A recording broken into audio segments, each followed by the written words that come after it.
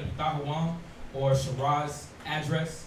Once again, if you have a vehicle, you need to get it washed. On Sunday, the kids are having a car wash. That's a fundraiser for events that they do if they go to the museum and different places as well. So if you need more information, let me know. I got you. Comment. Card.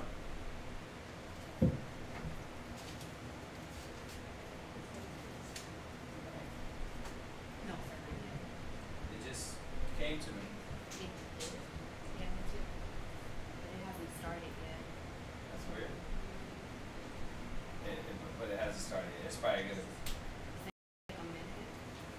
So do or die. The immaculate conception is deception. Along with the myth of giving gifts on December 25th. Christmas is Satan's claw. About the house shine, it's all about the Most High.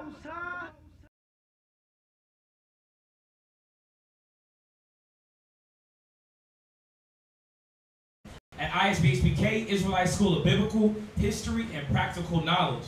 We're here out of Houston, Texas. The address is 8524 South Braeswood.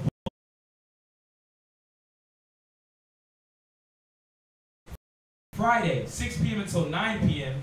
And then there's some YouTube channel, as you know, ISBHPK, but we have archived classes on there that you can actually go and check out. If you have any questions that you may think that you have, it might have been answered already. We record everything. They're on there labeled, and you can go through and find Genesis breakdowns, Revelation, all right? That's every Sunday from 12 p.m. until 1 p.m. Enjoy the show. And you can find him at blogtalkradio.com/Mashaba. And for any Israel wear orders, you can find the sisters at Facebook at Israel Wear. Any garments that you may see, headbands, tunics, the sister made. Yes, ma'am. You have my number. Go ahead and do it now. Oh, my bad. Yeah, if you want to get a hold of us, it's my number is 281. Go ahead and she's going to put that up on the bottom of the screen during class, middle class, after class, if y'all want to give any donations or anything. I didn't know. I'm sorry. So there you go. So we're going to start out with questions. So if anybody has any questions now online, y'all can go ahead and let's go ahead and get it out, get the questions out of the way, and then we'll move to the topic. All right, so nobody has any questions in here we already asked. We'll wait online to see if y'all got any questions online. And if y'all got any questions online, we'll answer those. All right? Huh? The what? Oh, that's fine. That's fine. All right. Yeah, when we send this link out, y'all can send it out to y'all Facebook, to the brothers. I got a few brothers that be watching also. I got to send it to also. Oh, right. So, let's see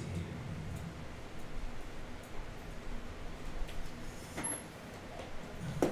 All right. And if nobody has any questions, then we'll move directly into the topic. So we try to give y'all the opportunity to get your questions answered.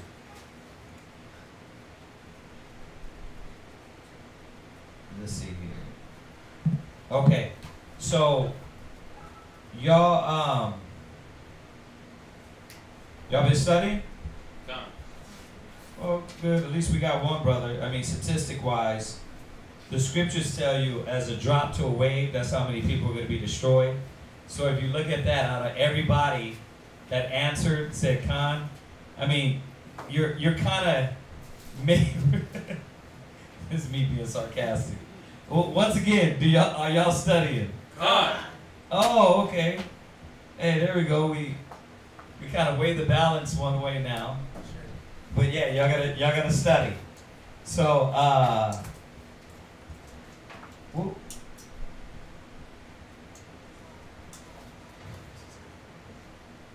Huh? Moses? Is that another Moses or a different Moses?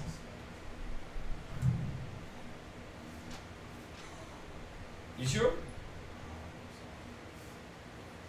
Because he already asked that question.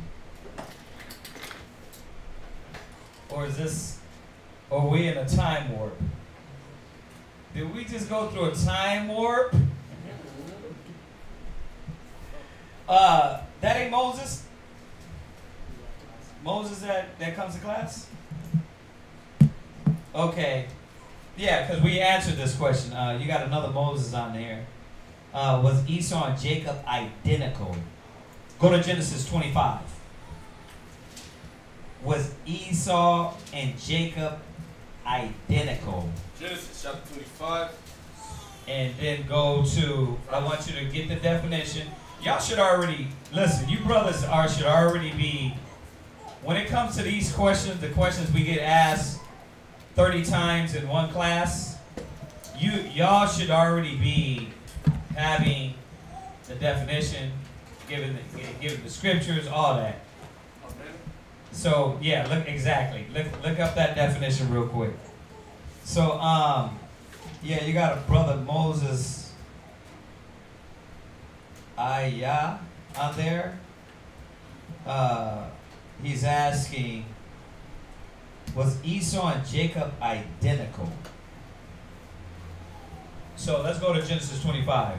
Genesis chapter 25, verse 23. Uh-huh. And the Lord... That ain't the Moses that come to class, right? You ain't the Moses that come to class. Or you a different Moses. Is it? Is that Moses? Why he's asking the same question, man? He keeps asking that question. Yeah, Genesis 25 and 25? Sorry, 23. 23, yeah. It says, and the Lord said unto her, 2 nations are in thy womb. Go to Genesis 25 and 19. What are we at? 23? 25, verse... Yeah, I was at 23. Look, read up to 21. God. Genesis chapter 25, verse 21. Uh-huh. And Isaac entreated the Lord for his wife because she was barren. Right. So Isaac, we know that the story is showing us that Isaac could not have a baby. His wife could not have a baby. So they went and prayed that the Most High bless them with a child. Go ahead. And the Lord was intrigued of him. And Rebekah, his wife, conceived. And Rebekah, his wife, conceived. Right? Go ahead.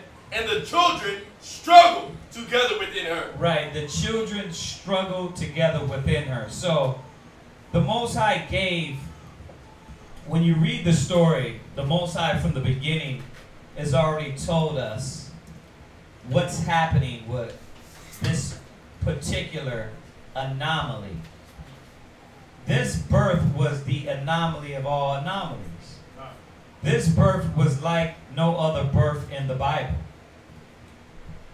Okay? She was blessed with a child. That was happening a lot. But there was some specifics in there that was going to be a lot different than what a regular child being born. Go ahead. And she said, if it be so, why am I thus? Right. So she said, if this is a blessing, why is this happening to me? If I've been waiting this whole time to be blessed, and now this is supposed to be the blessing, why is this going on in my stomach? What does the angel tell her? Go ahead. And she went to inquire of the Lord. Right, so she went and prayed to the Most High. Face the east, Yahweh, Ba'ashama Mashiach Yahushai. If it be so, why am I thus? Go ahead. And the Lord said unto her, 2 nations. 2 what? 2 nations. What did the Bible say? 2 nations. What did Yahweh say? 2 nations. No. 2 same people. 2 nations. 2 people that were just in your belly. 2 nations. Right. Now, the Bible says 2 nations. I'm going to say what? 2 nations. 2 nations, did it mean that they had 4.3 3 million people in her belly? Did they? Lie. So 2 nations from the door of the Bible is distinguishing that these are different. If they were going to just be any regular children, then he would have said that from the door. It would have just been like any other birth, right? But he's letting you know these children would father 2 nations. Now, one thing about these nations were the same. What one thing about these nations were the same? Let's read on. 2 nations are in thy womb. Right, because he's specifically telling us they're what? 2 nations, right? When you look outside and you see an Arab, does he look like an Israelite? He's a different what? Nation. When you look outside, you see an African being black, right? They are what? A different what? Nation. Nation. Features, look, spirit.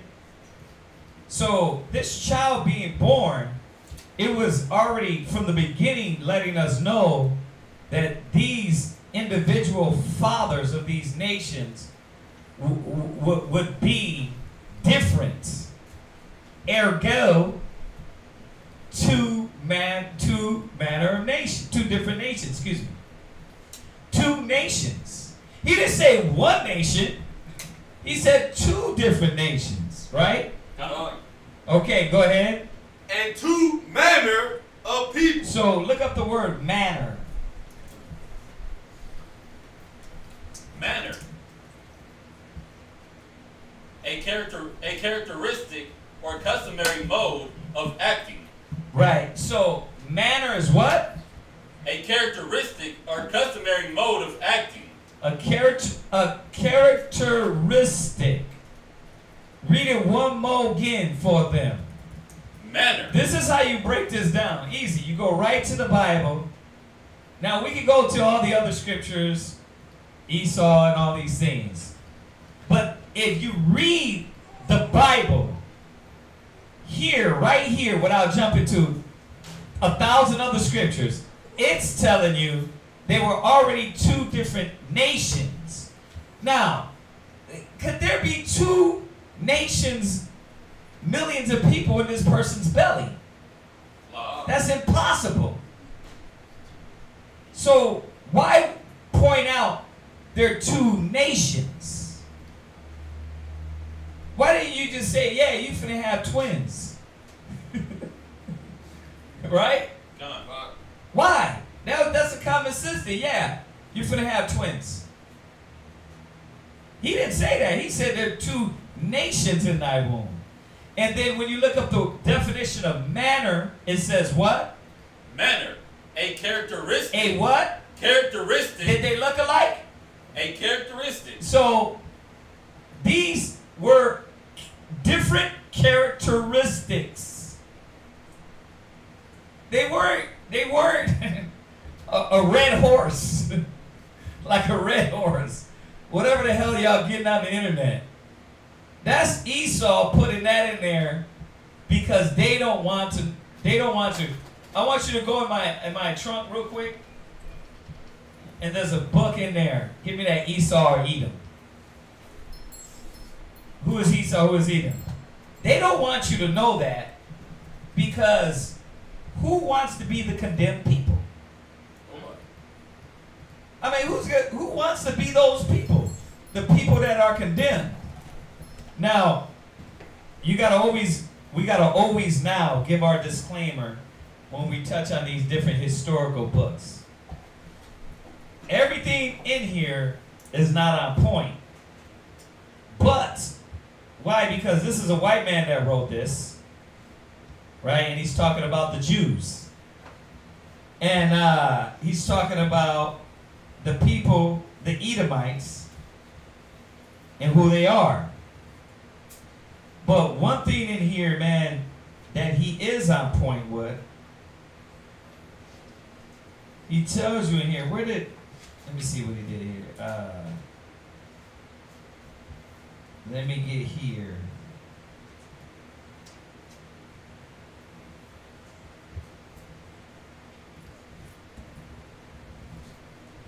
I want to get this real quick for you. I haven't been in here in a second, but I want to get a point out here. And it's a very, very great point. Okay.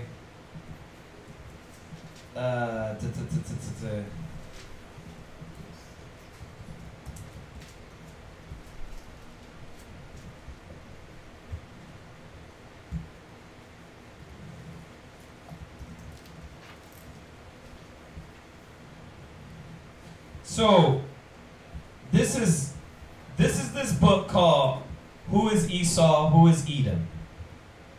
Okay. Now this is we already talked about, the Bible said manner. What else you got for manner? That's what else you got for manner? I got a characteristic or distinctive bearing. Characteristic or distinctive what? Bearing. So they had different characteristics. One wasn't an albino that looked like a Negro. Then they wouldn't be two nations. This is a no-brainer. They wouldn't be two nations if they looked alike, right? If they were alike. When you look at all the other nations, they differ physically, spiritually from Israel. What you got? Manners, ways of behaving. Uh-huh. With reference to, I don't care how black the Africans are, they do not have an Israelite spirit. They don't walk, they don't talk, they don't act like you. They don't have your spirit.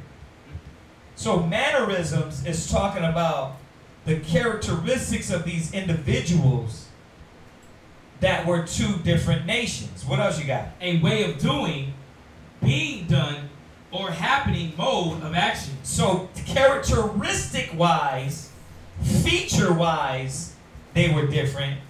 And then the way they did things were different. The customs were different. Now, in this book, is on page 23, it says, if God hated you and your ancestors, how would you react and what will you do? By natural reaction, you would be against God and his people and try to prevent them from finding out you are Esau. So, I'm going to say this again. Of course, all of a sudden, they're coming up with the white man is Japhet. Listen, Negroes. Y'all brothers online are picking this up from the enemy. They don't want to be known as the enemy because they know they're the condemned people. So I'm going to read it again. Shalom. I'm going to read it again. This is out of the book. Now, disclaimer once again, for the hearing impaired. This book is Who is Esau, Who is Edom? It's by Charles A. Wiseman. This is an Edomite bringing out this information about them. So, for the brother that just walked in, we had a question. We're answering questions online. Okay? And what the question we get every other week, which is, it pertains to Esau, because there's a new thing going on the internet, somewhat of new, 5 years ago new, that the Edomites are the Japhetite, or the white people come from Japhet, which is madness. So I'm going to read this part again because I want y'all to get through it through your head. All right? There's another book in there. Give me that. See, that's why I put them in my trunk, because I wasn't going to be caught out again. just in case I have to pop the trunk on another. I was like, I gotta get my books in the trunk. Grab me the blue one, the apostle. So I'm gonna read this again. If God hated you and your ancestors, how would you react and what would you do? By natural reaction, you would be against God and his people. It says, and try to prevent them from finding out you are Esau, the one God is against. Knowing that God, the Most High, is against something, so will his followers. So we know that, and with this white man, he knew that if the truth came out, then everybody would see the devil for who he is. You understand that? Come on. Now, this is just one book. So when you go back to his question is, were they identical?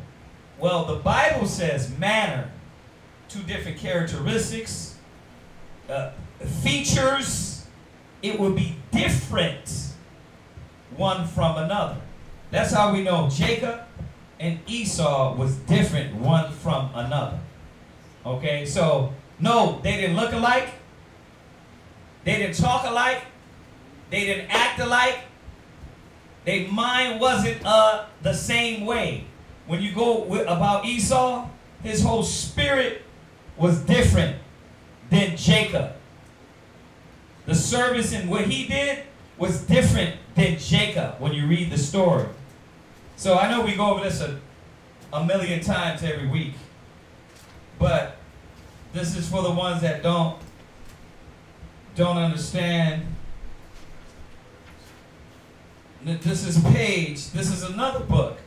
This is another so-called Jew that know he's an Edomite.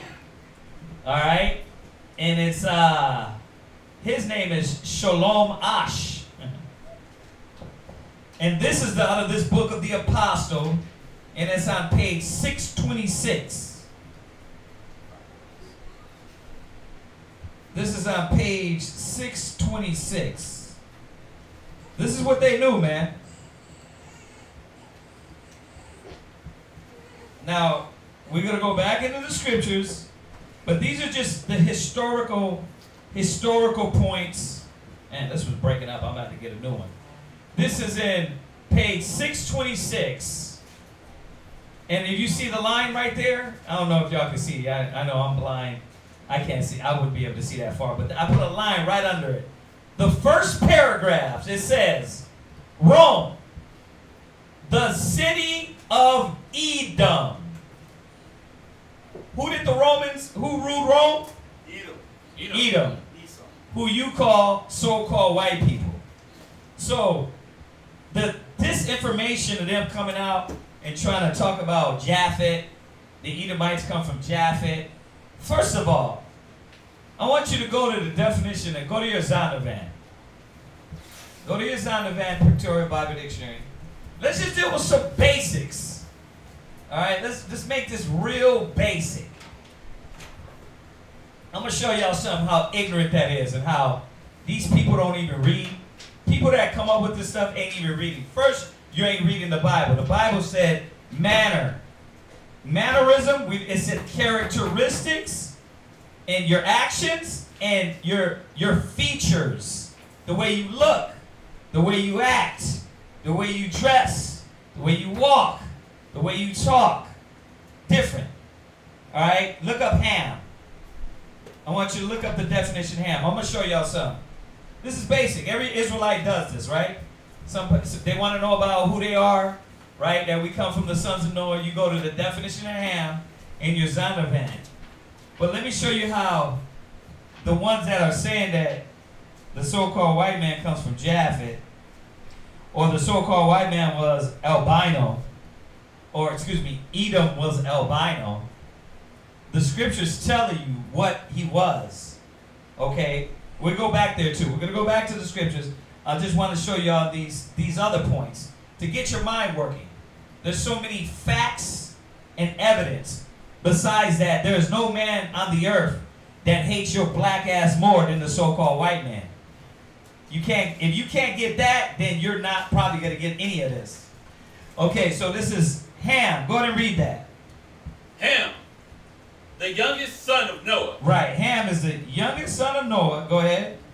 Born probably about 96 years before the flood. Go ahead. And one of 8 persons to live through the flood. Go ahead. He became the progenitor of the dark races. So Ham became the forefather of the dark races. Go ahead. Not the Negroes. Okay, so we know that we're not Hamitic. But let's learn something about Ham. Go ahead. But the Egyptians. The Egyptians. What color are the Egyptians? Black. Black people. Black in skin color, right? Dark skin. Go ahead. Ethiopians. If you didn't know, what color are the Ethiopians? Black. Dark skinned people, right? Gone. Go ahead. Liberians. The Liberians, believe it or not. Libyans. The Libyans, excuse me. They're black. And don't get mixed up with those people in Libya that are white people that are Turks. Okay? Read. And Canaanites. The Canaanites are what? Africans, South Africans, dark-skinned people. Now, who had these black people? Ham, right? God. So that means that because Ham wasn't no white man, right? Ham wasn't no white man. That means Japheth came out of a white father. Noah had to be white, and he had to have black and white kids. That's what happened. I know y'all know, you're like, what the hell is he talking about? Is that what happened? Is that what Japheth? So Noah had, he basically was like Isaac. Is that what you're saying? Where is that in the Bible? It's not. It's not in the Bible. Let me put it to y'all. Let me make sense, because I know y'all not getting this. For Ham to be black, what his father had to be? What his mama had to be? Black. For he to have those black ass kids, what did they have to be? Black. Dark. That means his father was what? Dark. So Noah's dark, Shem is dark, Ham is dark, but Japheth is what? White. He's dark. Does that make any damn sense? Wow. No, Noah had 3 sons, and they were all black. They were all dark. The anomaly we're reading about is only written in the Bible when we go back to Genesis. This is the only anomaly when you read about that a seed that changed. It's the only time. You don't read about Noah having some anomalies. You read about Esau and Jacob. The only weird one here, the only weird one was Esau. Go back. Read it again. Back to Genesis. I just wanted to throw that out there because it doesn't make sense that Noah, being a black man, Shem was black, Ham was black, but Japheth was white. Nah, the scriptures don't say that. You can make believe that all you want. The scriptures don't say that. All these books, they have to go with the Bible. I don't care what books we got or what information or historical references. We have to bring them out according to the scriptures. It got to coincide with this. And according to even this guy right here, right? He's even telling you the Edomites are white people. You got this guy right here telling you the Edomites are Romans. We got more information. These are just 2 books. So go back to Genesis, and we're gonna finish this point and then go to the next question if y'all got one. Genesis chapter 25, verse 23. Genesis 25, 23. Go ahead. And the Lord said unto her, 2 nations are in thy womb. Wait, 2 nations, not twins. 2 nations are in thy womb. Go ahead. and 2 manner These nations would be different manner, characteristics characteristics. So back to the question, were they identical? No. They were fraternal twins. Go ahead. Manner of people Go ahead. shall be separated from thy bowels. Right. Shall be what? Separated from thy bowels. Yeah, you weren't going to look at them and say, oh yeah, they're together. Oh, they look exactly alike. Oh yeah, they brothers, right? Oh, that's your brother. You look at Esau, you like, that's not my brother. Right? But it is. Go ahead. And the one people shall be stronger than the other So people. it's telling you the manner and the characteristics of Esau. See? And Jacob. So the manner and the characteristics, one shall be stronger. Go ahead. And the elder shall serve the younger. Yeah, which was going to happen. Esau was going to serve Jacob. Go ahead. And when her days to be delivered were fulfilled, Go ahead. behold, Read. there were twins in her womb. Right. Go ahead. And the first came out red. The first came out what? Red. The first came out red. Go ahead. All over. Uh-huh. Like an hairy garment. Right. So the characteristics of Esau was he was red and hairy. His skin pigment. Go to Numbers. Go to Numbers. Let's go to where so we can understand what is being said here. Huh?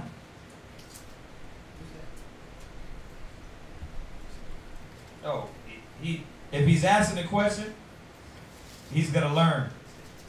Huh? Okay, well you gotta Moses, you gotta come to class, bro. You gotta come to class and you can ask your questions. Because all it's gonna do is the brothers and sisters is gonna take time away from them. I'm there from learning. So I'm answering your question according to the scriptures. Go to Numbers 12 and 12. Numbers 12 and 10, sorry. Numbers chapter 12, verse 10. Numbers 12 and 10. So the first came out red and hairy. Go ahead, read that. Numbers chapter 12, verse 10. Go ahead. And the cloud departed from off the tabernacle. Right. And behold, Miriam became leprous. Right. White as snow. She became white as snow. She lost her skin pigment. She lost her melanin. Go ahead. And Aaron looked upon Miriam. Right. And behold, she was leprous. She was what? Leprous. Read. And Aaron said unto Moses, Alas, my Lord, I beseech thee, lay not the sin upon us, Right. wherein we have done foolishly, Read. and wherein we have sinned. Uh-huh. Let her not be as one dead, And let her not be as one dead. Go ahead. of whom the flesh is half consumed. Right. He's comparing the not having flesh. You understand? People back then were dark skinned. If you a black man and you have a white baby, if you have a baby that comes out with their flesh half consumed, that's gonna be the anomaly. Go ahead. Con. Uh-huh. When he coming out of his mother's womb. Right? And so the flesh being half consumed when he comes out the mother's womb. Well, why are we bringing up Esau? Why is Esau being talked about? Let's go back. Let's find out. Go back to Genesis. And the first came out red. Because when he came out like with his flesh half consumed. He came out with no melanin. He looked like he'd been scraped up on the curve. You know when you bump your knee to the white meat? Huh? You got that layer of meat under? Done. Go ahead. All over like in hairy garment. Right, so two things. He was red because why his skin, his blood showed forth through his skin, and then he was hairy, another characteristics of Esau. He's red and hairy. Now don't be deceived. Me and Quatzazat were talking about this the other day, about Esau. Like now, Esau's been they've laid their seed in every nation. And not everybody looks like Burt Reynolds. Not everybody looks like, what's the other one, the one that killed himself? The comedian? Oh, yeah. What's his name? Robin Williams. Robin Williams. Where your knuckles are hairy. Not everyone. Why? Because they mix their seeds so many times. But the first Edomite, he looked like a caveman. Right? That's when you go back into the history of the caves. That's how Esau looked. Then they got shaving cream.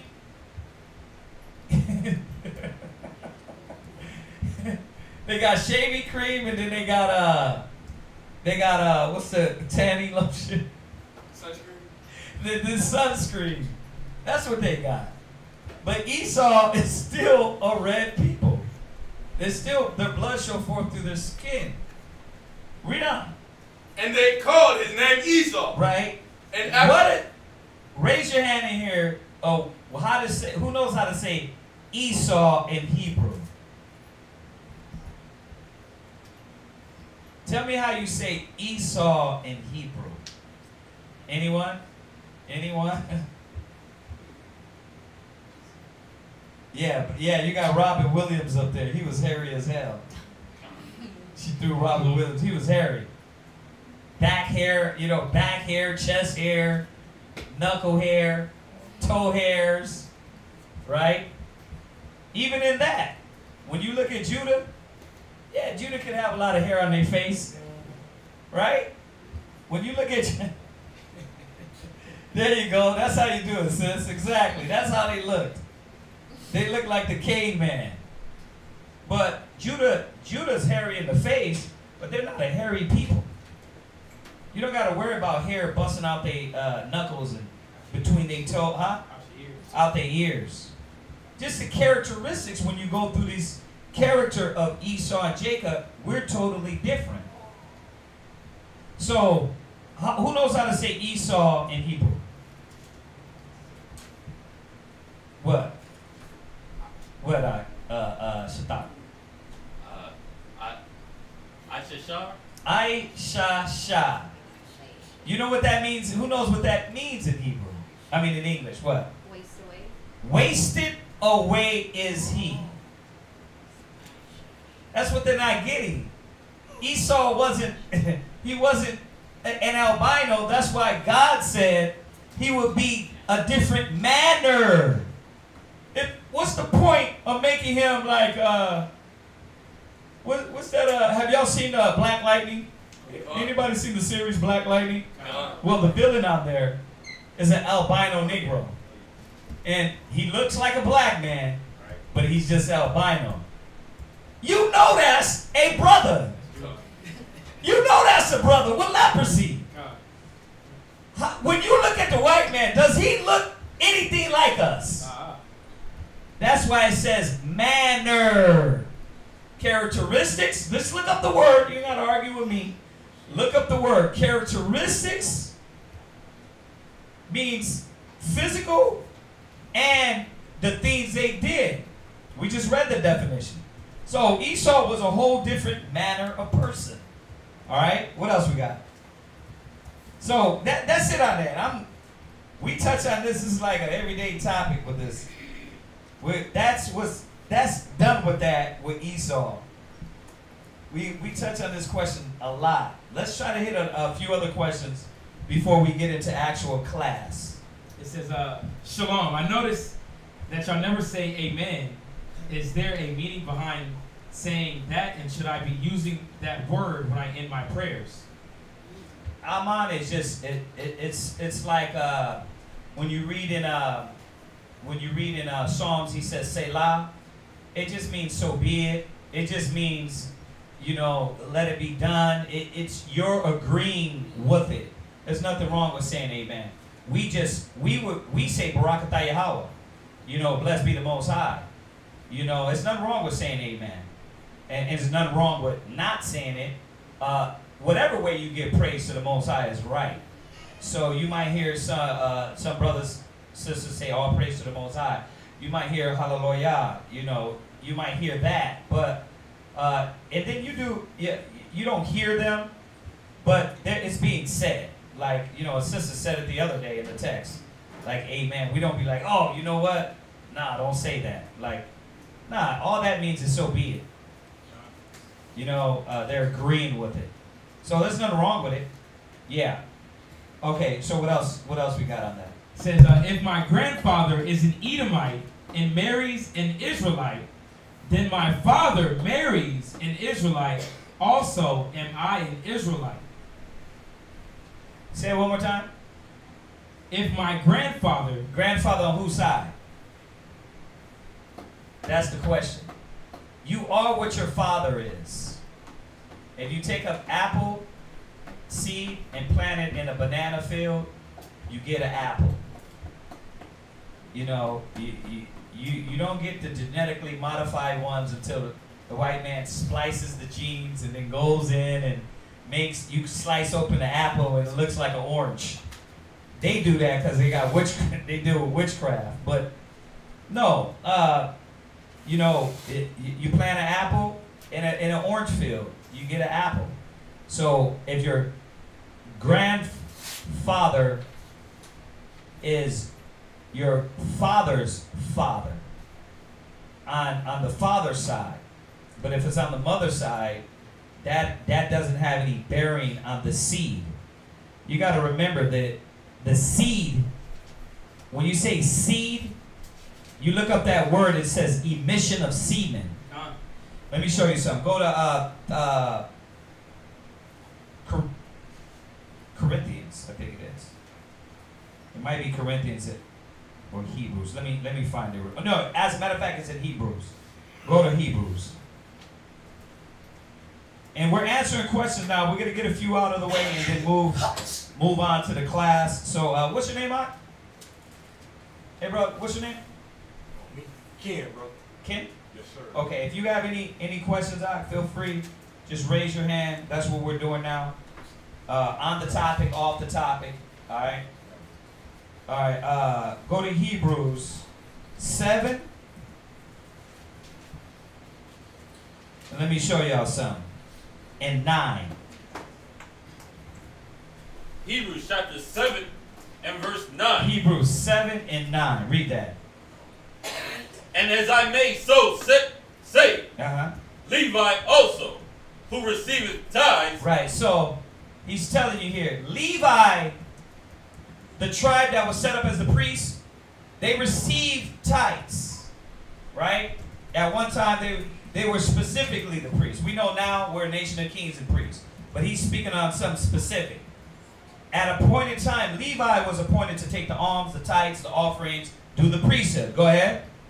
Paid tithes in Abraham. Wait a minute. He paid tithes what? In Abraham. So what he was trying to point out to you is even Levi paid tithes in Abraham. But how? Let's see if he was just speaking allegoric or spiritually. Read. For he was yet in the loins. He was yet in the what? In the loins. He was yet in the what? In the loins. He was yet in his loins. How could I say this? Yeah, in the testicles of Abraham. Why? Because the seed comes from the man. Once again, for all you feminists, this is not saying the woman is less of a person, she's nobody. All it's just saying is that the seed it is from the man. The woman definitely, you still get traits from the woman. You get a lot of things, but that seed comes from the man in it. Y'all seen it. Y'all been in high school, right? They show the little movie, all the sperms going to the egg, right? John. Well, one of those sperms make it. But where do those sperms come from? The woman? No, they came from the man. The semen. That's why when you want to go get a baby, you go to the woman bank, or do you go to the bank where the man is giving out seed? You go to the sperm bank. So your nationality is determined by your father. One more, and whoever's asking this question, I'm sure you probably know that. I'm just re-edifying re-edifying that point. Go to Matthew 1:1. So I like that scripture because it straight out tells you he was in the loins of of Abraham. So his loins are his testicles. It's his endowment. All right. So read that, Matthew 1:1. Matthew chapter 1 and verse 1. Go ahead. The book of the generation of Jesus Christ. Go ahead. The son of David. Right. The son of Abraham. Right. Abraham begot Isaac. So it says Abraham begat Isaac. Go ahead. And Isaac begat Jacob. Listen. Did Abraham have Isaac? Hell no, he didn't. He's a man. Why did it cut the women out? Did it cut the women out because the Bible doesn't respect women? No. You respect women all through the Bible. The scriptures say treat them like your own flesh.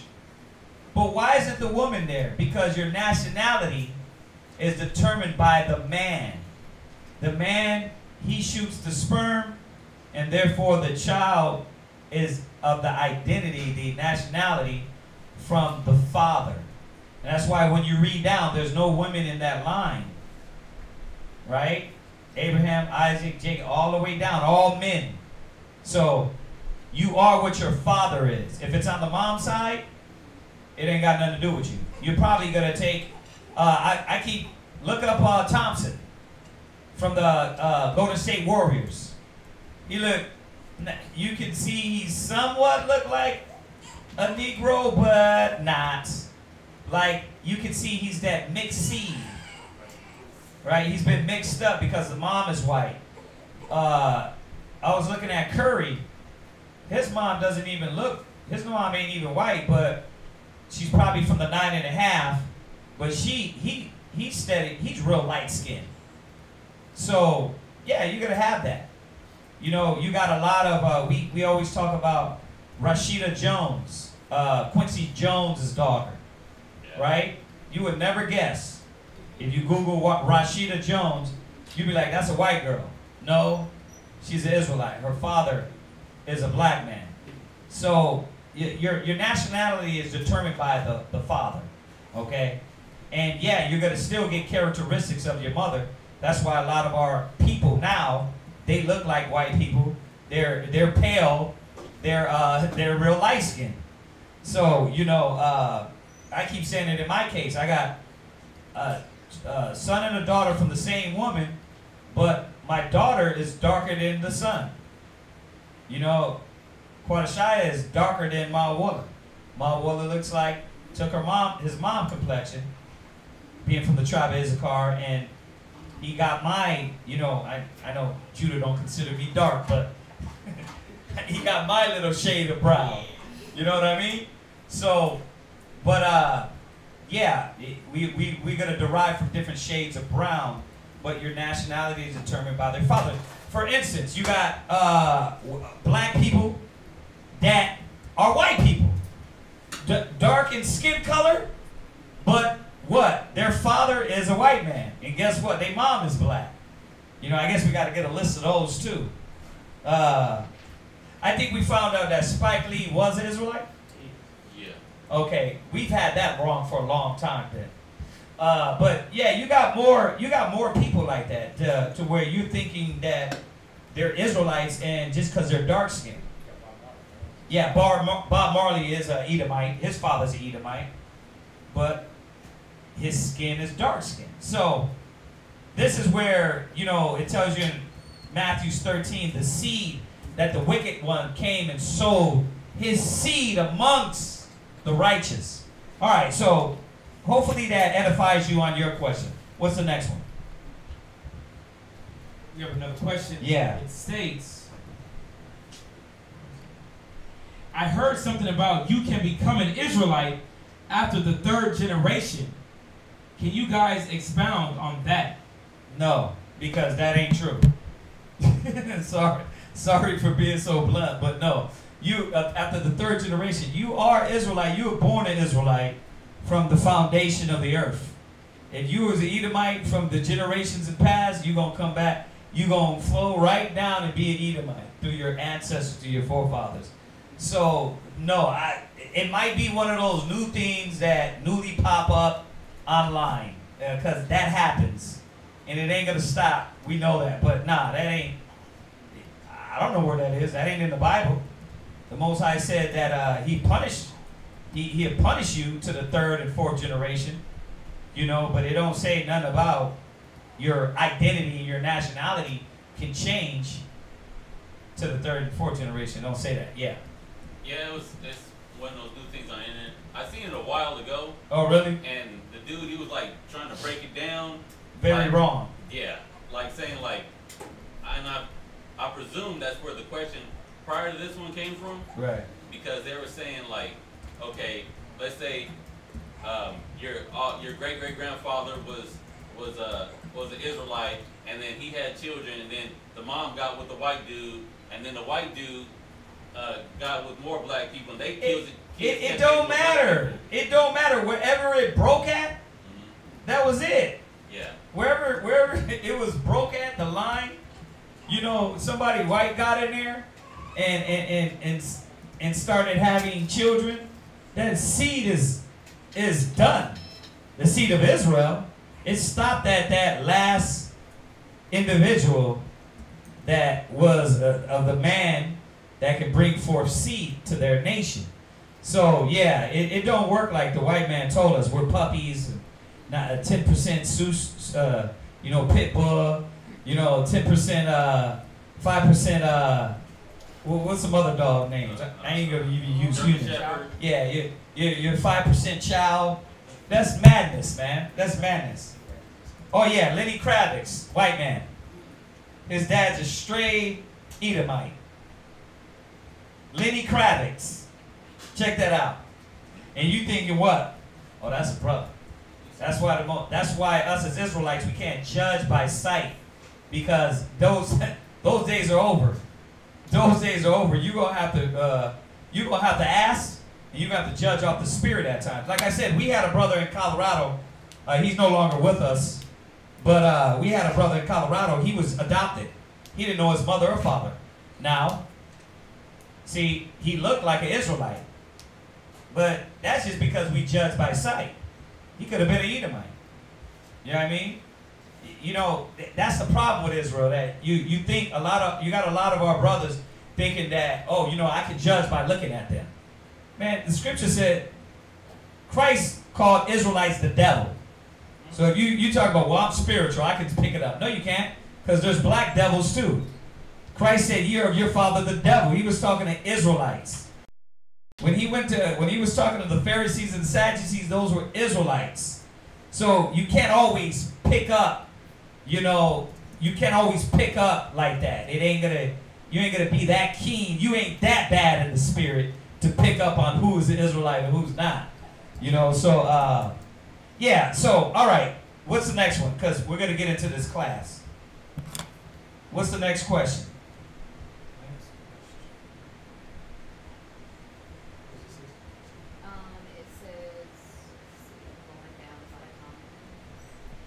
Someone asks, what tribe am I? If my father is from southern Mexico near the border, but of Mayan, Oregon, not Aztec, am I Zebulon or Issachar? Where's your father from? You know, it goes back into that. They said they're from where? They said that my See, our problem is we got to stop going by lands. If you have a baby over the Atlantic Ocean on a plane, are you Atlantic Oceaning? Like, or if I go ahead and conceive here in Houston and then fly to Japan, that's idiocracy, man. You know what I mean? Then you fly over to Japan and then the baby's born in Japan. Oh, he's Japanese. No, he's not. No, he's not. He's still going to be what the father is. The white man put all that in to mix us up. That's that Babylonian mentality. You're not American. You're not black. You're not white. You're Asian. You're none of that. You're American. Forget color. until we're pulling you out of the car and beating your ass down. Forget color, right? But that's the mindset, because that's that Nimrod mentality. We're all one. And the Most High, luckily, he has left the seed and an elect, you know, the righteous elect. So what else? What else we got? Can you explain 1 Timothy 1 and 4 through 7? Go there. 1 Timothy 1, 4 through 7. All right, we're gonna only take it to 8:30, man, on these questions. That way we can get into this class. But these are good questions. 1 Timothy what? 1 Timothy 1 and 4 through 7. 1 Timothy 1 and 4 through 7. Come.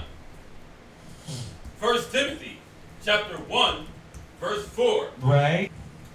Neither give heed to fables and endless genealogies. Well, there you go.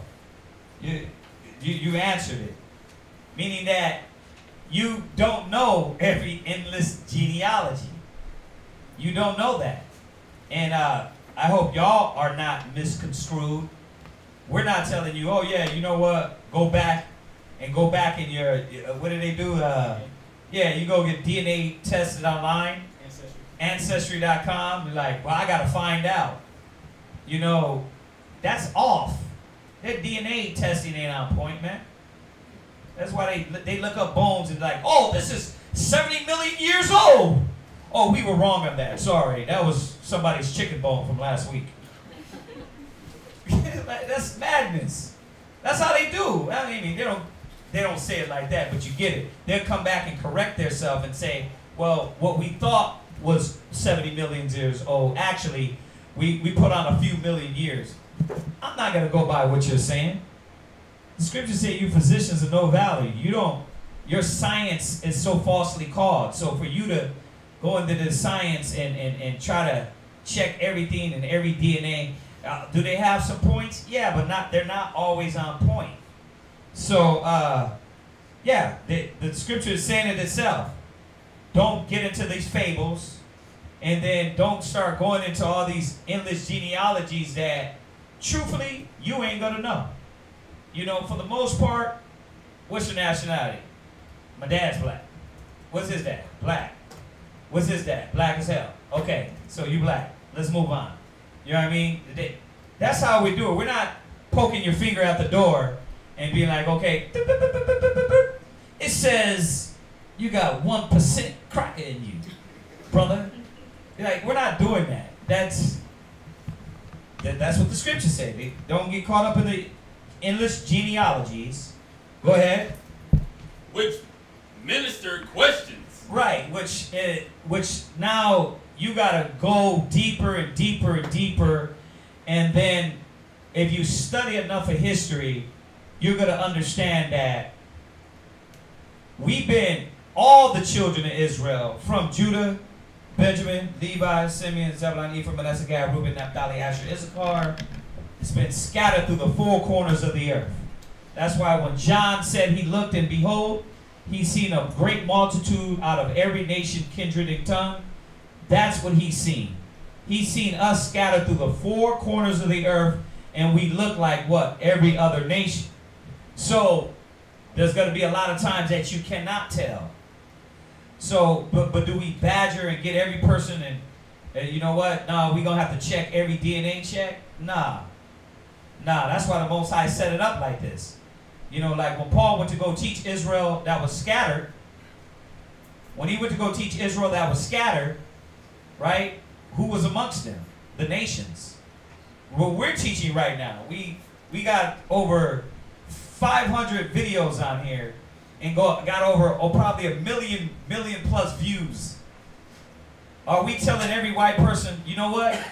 And if you're Caucasian, check out right now. We're not doing that. So there's a lot of white people, other nations, Africans, Indians, all people are looking at these things. Now we know our prayer and desire is that Israel, that they might be saved, but the whole world is getting taught. So the thing is this, that it's pointless to if you say that's your daddy, then you're Israelite. You can do the work. You can be a priest. All right, go ahead.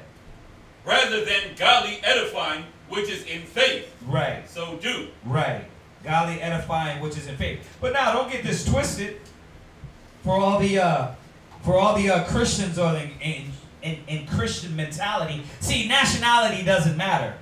If that was the case, why did Christ say, "Go to the lost sheep of the house of Israel"? So you can't disregard what Christ said because you void understanding what it's saying here. It's saying you just don't need to. If you try to tumble into that, it's going to be a part to where you can't have this person's registry. You might not be able to go farther back. You might not have all the information. So why am I going to get into all that? This individual come in and they lips are kind of thin. You don't be like, "Huh, brother, your nose is right, but your lips, huh." You don't do that. Nobody does that. So this is Paul checking that mentality. Okay, but yeah, we still go to Israel. We still go to our people. Christ said that, to the lost sheep of the house of Israel. Come on, read on. Verse 5. Read. Now the end of the commandment is charity. Right. No, it says which minister questions rather than godly edifying, which is in faith, so do. So yeah, that's what we're supposed to be on. We're supposed to be on, the godly edifying. Because when it all comes down to it, man, listen, when you find out you're an Israelite, the biggest problems persist. We go through this all the time. You find out you're an Israelite, but you act like a heathen. So yeah, this is what Paul's pointing out. What's the difference when you still act like the nations? Okay, so that was the question, that scripture right there? Okay, so yeah, if that was your question, good scripture. All right, go ahead. The next question is, I seen a video about the Ark of the Covenant being in Ethiopia. Makes sense because Menelik stole the Ark and brought it to Ethiopia. Can you touch up on this? Also, they wouldn't be Hamites, right? Ethiopians are Hamites, yeah. We just read that. When you go to the Zondervan, when you go to the definition of Ham, they are of the Ethiopians are Hamites. Okay, so yeah, they are Hamites, and the thing about the Ethiopians is they kept their name. Like a lot of people, like the Canaanites, that they switch over to the South Africans, but you still got a lot of people that kept their original name. Like when you even go deal with Ishmael, the Arabs know that their father comes from Ishmael. So it's just us. It said the Lord righteousness belongs to the Lord, but confusion of faces belongs to us. So we're the one confused and mixed up and caught up in the area nationality and identity and all these things. But as far as where it is, I had to do some research on that before I speak on that. All right. What's the next one? Will a person like Lot from the days of Sodom, who was of a different lineage, be saved? Would he be saved? The other nations, yeah, they're going to be saved for slavery. All the nations are going to be saved. They're going to be saved to be servants. The ones that don't die in the destruction, they're going to be servants in the kingdom of the Most High. So, I know. I did that sarcastically, but they're not going to be saved. Salvation, this deliverance is for the Israelites. All the other nations had their chance. Okay, so, no, they're not going to be saved. Is all the nations going to just go like this and go up in the smoke? No. A lot of nations are going to die because they're going to try to fight against Christ. And we've touched on that topic many times. We can shoot you some links and classes on that because that is a long one. I would take a class plus more class. But, yeah. No, they've had their time and their reign. When you go to Daniel's, the 7th chapter, you had all these kingdoms that came into power. one of the greatest first mighty kingdoms were who? Who knows? The first great mighty kingdoms. Let's go back. During the time of Abraham. Who knows?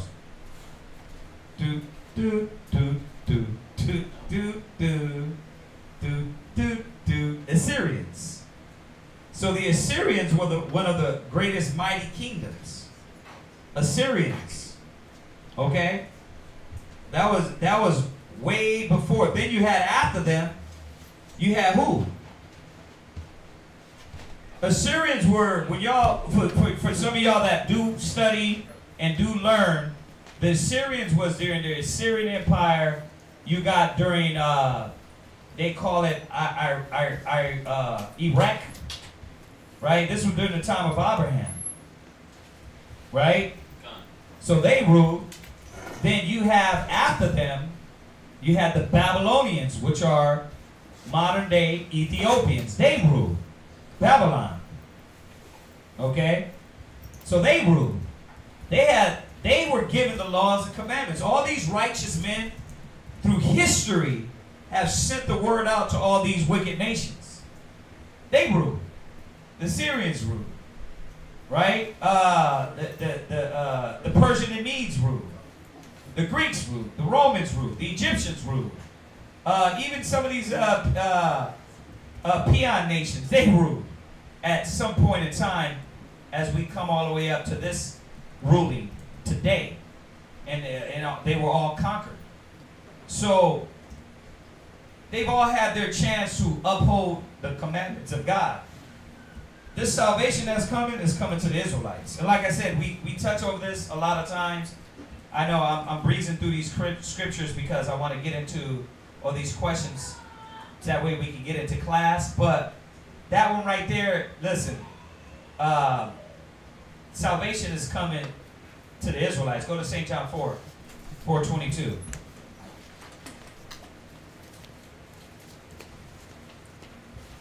Right? That's St. John. Gone. Go ahead, read that. St. John chapter 4 and verse 22. St. John 4:22. Go ahead. Ye worship, ye know not what. Go ahead. We know what we worship. Go ahead. For salvation is of the Jews. Yeah, this is Christ talking. If salvation was everybody, he would have said salvation for the world. He said salvation was for the Jews. Go ahead. But the hour cometh, and is now, when the true worshiper. When the what? The true worshiper. Right, there's going to be true worshipers. Because even amongst the Israelites, there's wicked niggas. So what the Most High is going to do is sift and destroy a lot of them. And out of the chosen, there's the chosen of Israel. Go ahead. Shall worship the Father in spirit. Right. And in truth. Right. So the salvation is of the Jews. It ain't coming to these other nations. They're promised captivity and slavery and punishment for what they did against God's people and what they did against the Most High. So, these are topics, like I said, that are consistent across the board. They ask them a lot. And you can go read Isaiah 14, Isaiah 60, Isaiah 62, Isaiah 60, 61, 62. You can read Isaiah, did I say Isaiah 14? You can read that. You can start out with those chapters because that shows you the future prophecies of these nations and what's coming to them. Yes, sis. Yeah, I just want to ask you that, but you don't have to get into it. What's that? The Filipinos. I went to Filipinos through the week at the activity center. You were Filipinos? No, I went there at the activity center. Uh-huh. The Filipinos, but I never, I think Tony said he never read up on them, the Filipinos. No, Filipinos. Yeah, The Filipinos, well, there's got to be more history that's done on that. Yeah. There's got to plug this in there? That's not it. There's got to be more history done on that, but I'm going to say this. All these nations none of these nations is supposed to be teaching our people. You know what I mean? You're supposed to be taught by the nation of Israel, your people. So the Most High they give them, the Most High they put in their hand to teach His word. It's our job. But you know, there's a lot more information that got to be gotten about the Filipinos, because at a certain time, some of the Filipinos were called negritos. So Some of them are different, like, you know, color like me, some brown, some. yeah, I'm not even talking about color. I'm talking about history. I'm just saying, yeah. I'm talking about history and the people. I learned that it ain't got nothing to do with color. You know what I mean? All of our people. I'm just saying that we different, you know, all races are different. Right. Like the Ethiopian, they brown, some light, Spanish. Yeah. Light, some dark, some brown. I'm just saying that. I see that's the way the Philippines is. That's the activity center where I go. Now they mostly them are the religious are Catholic. Now it's just Right. activity center. Right. That's how this be a Filipino sense like that. Okay. All right. What else we got? That was the last question.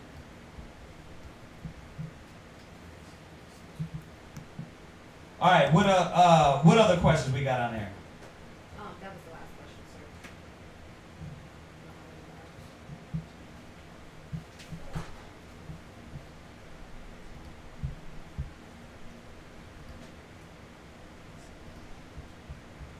Right. Yeah, I got you, Aisha. I think I'm getting this text a little late. But yeah, so that's it. Nobody got any questions, Doc? Did you have anything? You good? Okay. All right. Nobody had any questions? Nothing? Okay. All right, so let's go ahead and go into tonight's class. We're going to go into tonight's class. And we do this all the time. Sometimes class will go all questions. But sometimes we want to go over the topic, so we kind of get a little basic understanding on those points. All right? Most of the time, some of these questions are the same questions that was asked the other day. So a lot of these questions, let me say this. If y'all watch us online and you just watch the old classes, we hit a lot of these questions consistently.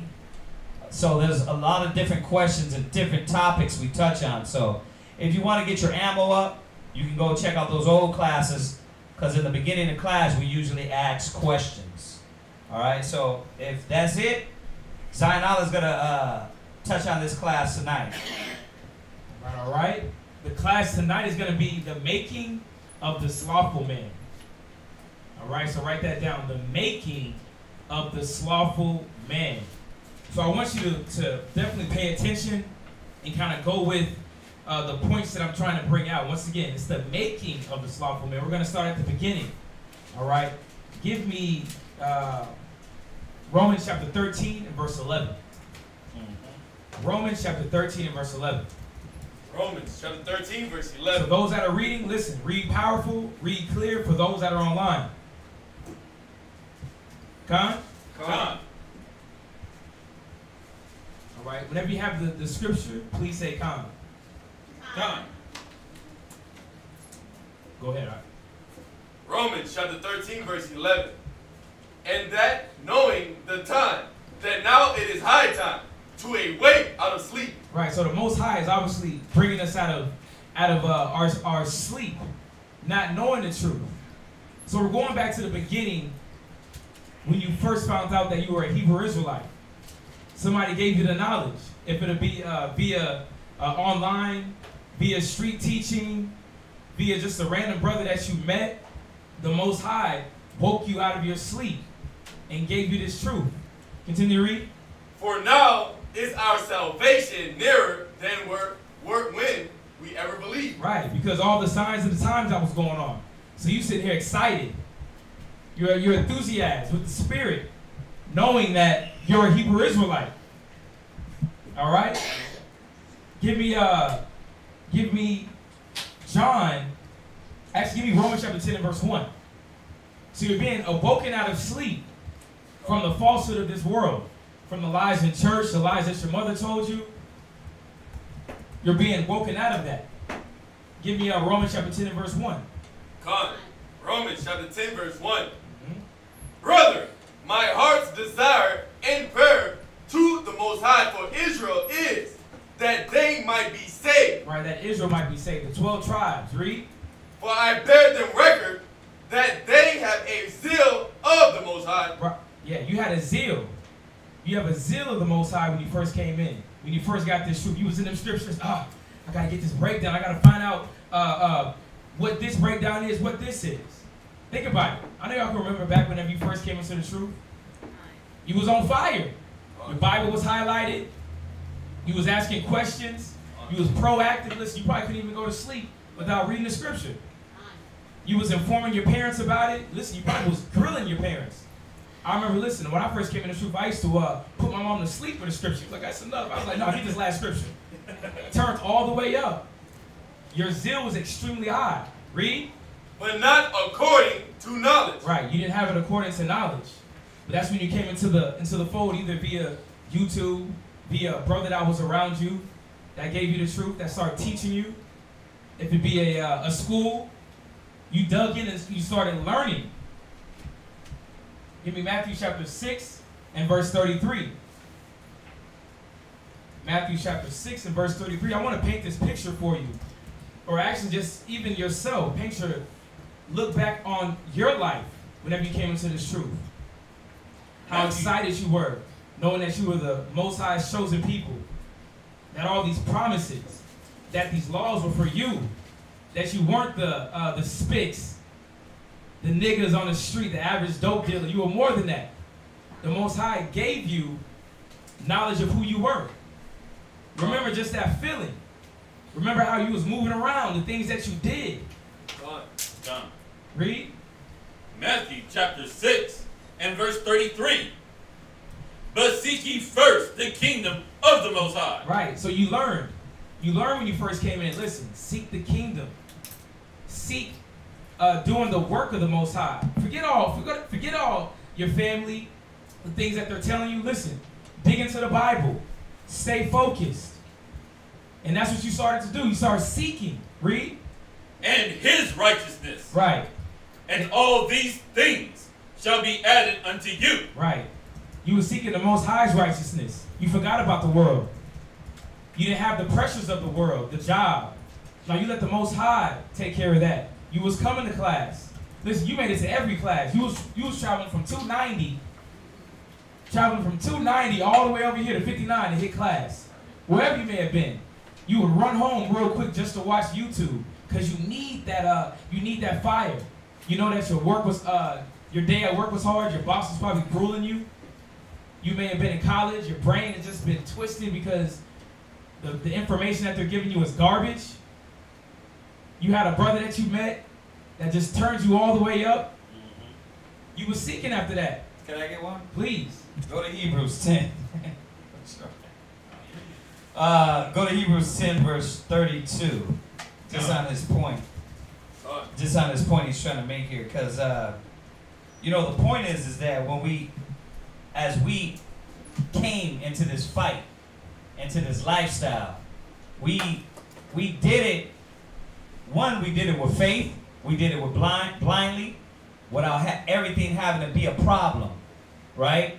Yeah, you got the scriptures, but everything wasn't a problem. You moved by that first thing that was in you. I think this scripture explains it. Go ahead, read that. Hebrews chapter 10 and verse 32. Yeah. But call to remembrance. But what? But call to remembrance. And that's what his point is. He wants you to do what? Read it again. Call to remembrance. He wants you to call to remembrance. He wants you to think about it. Think about how you felt when you were in that motion and that feeling. Did you have that? No. Think about when you were in the motion. You were in those feelings. You were in those emotions, the things that the spirit you were in. Because the problem is, and yeah, we're going to obviously get to there, but the problem is keeping that all the way through. Letting that fire, that passion, that love, that zeal, the drive continually. Well, I keep saying it. How many of you are going to last 30, 40 years? Have you ever thought about that? Or this is just going to be another pit stop with a church organization? Because that's how it is in a lot of our people head. Yeah, I was a Muslim, I was a Baptist, I was a Pentecost. Yeah, I did that Hebrew Israelite stuff too. Right? Like we talk about the one person online about the hydroponics brother. It was one brother, he had his full beard. You know what I mean? He was teaching, supposedly teaching classes. Right? And then one day he just stopped. Switch up everything. Now he's just teaching hydroponics. Yeah, but that's what characters you get. You know, this is the whole point of these classes, right? To stop you from 1 minute walking the path, and then next you know, you right back out in your vomit. You right back out in the world, thinking like the world, acting like the world, and feeling like the world. Well, I mean, why do we go over any of this? You know what I mean? To stop you from drawing back. But, you know, once again, we can't force nobody. So we got to go to the scriptures, and the scriptures is telling you what? Read it from the top. But call to remembrance. Right? The former days. You got to call to remembrance the former days. What former days? Hold that. Go to Revelations. I know you got that one. Revelations 3. Oh, go to Revelations. Hold that though. Hold Revelations 2. And this is what he's saying. He's saying we can't forget these essential elements, man, that made the fire burn within you. You know, you can't forget these things. Read Revelation. No, somebody else give me Revelations 2 and 4, and you stay where you're at. Go ahead. Revelation chapter 2, verse 4. Go ahead. Nevertheless, I have somewhat against thee. Right, because that's the point he's bringing it out. Because we got somewhat against you, brothers and sisters. A lot of brothers and sisters, you come in with the zeal and the love, and then you get online, and then your brain is chop suey. Like one minute a brother can come through, man, have the spark in their eyes. Like, damn. His brothers and sisters, they diligent, they ready. You know what I mean? They like Paul said, you ready to pluck out your own eyes. Right? He said that. He said, what? You was ready to pluck out your eyes. And then you come back, or she comes back, and then the spark is dying. It's dead. Why? Because you went through a little affliction. You went through a little trial. You went through a little doubt. You didn't remember that when you come to serve the Lord, prepare yourself for temptation. Right? You didn't remember. So we hit these classes as a reminder of things that stop you. So that's what this class is about. What's the title of your class? The making of the slothful man. Yeah, this is what's going to stop you. Right? But in return, you're getting the knowledge of what not is going to stop you. Right? So we know the problem. We're coming and showing you what is the problem and what is the solution. Go ahead. Because thou hast left thy first love. Right. So he said you left your first love. That was the problem. Man, let's be real. What's the biggest problem with Israelites? Black people. You jump from one thing to the next. 1 minute your favorite team is the Lakers. Next is OKC. Next is LeBron James. You're a transformer. You're a Crip this week. You're a Blood next week. You're not committed, man. And that's the problem with us. We're not committed. We're not dedicated to anything because it goes back to Genesis, and I'm not going to take this whole class. But it goes back to Genesis where the Most High, it says, Genesis 49, who shall rouse him up? Talking about Judah. Like, who's going to spark you and keep the life and the momentum moving forward? This ain't about just, I've been here a week, man. Brothers is powerful, black power. It's about how do I become great like my elders? Abraham, Isaac, Jacob, Isaiah, Elisha, the Maccabees. How do I become a power and a force for my nation? Not just in some part-time religion, man. That's what this is not about. So you got to keep that first love, your first dedication, the first feelings he's trying to bring you back to. Jump back to Hebrews. Go ahead. Hebrews chapter 10, verse 32. Go ahead. but call to remembrance the former days, right? In which, after ye were illuminated. Yeah, that's what he's trying to call the former days when you were illuminated. See, not the white man Illuminati getting peed on and doo-dooed on, but spiritually enlightened and brought to life and sparked in your mind where the wisdom was great. The taste of the knowledge was great. You didn't take anything personal. Now you get a scripture like, well, is he talking to me? Brother, you cut in my spirit, brother. We got to be careful what we say now. Why? Because you left your first love. You didn't care about that. But brother said, listen, I don't eat pork. You said, come. You didn't even ask for the scripture. You just did it. But now it's like, yeah, believe not every word, brother. Try the spirit by it. Like, you found one scripture. Now you want to come at me like, yeah, try the spirit by the spirit. Like, nigga, you don't even know what the spirit is. But this is the problem, is that you got to keep that first love, that first zeal. And there's nothing wrong with asking, of course. We try to take pride in our question answering and letting you answer questions. But at the same time, the first love is supposed to be sparking a surety in yourself, a diligence in yourself to keep barreling forward. Y'all hear me talk about it a lot, right? How do you, are you here but for the moment? Which one of y'all just hanging on by a thumb or finger and hanging on the truth? As soon as that brother says something to me, I'm done. I'm done with this. I can't deal with this no more. Always wanted to correct my spirit. Like, if you're hanging on like that, that's a problem. You know what I mean? You shouldn't be hanging on like that in the truth. I'm hanging on full-fledged, hugging it. You got to be hugging it. Why? Because you can't let nobody take you around. Go ahead, read. Ye endured a great fight of affliction. Yeah, you endured a great fight of affliction. So, segueing back to his point is that the fight of affliction was all the things that you were going to encounter in the knowledge, in the work, in the truth, that was going to try to beat out of you the first love. How many times, Abadiah, are you going to be offended by this sister, that brother, to where Satan can beat out of you your zeal and desire to keep giving? That's Satan's job, right?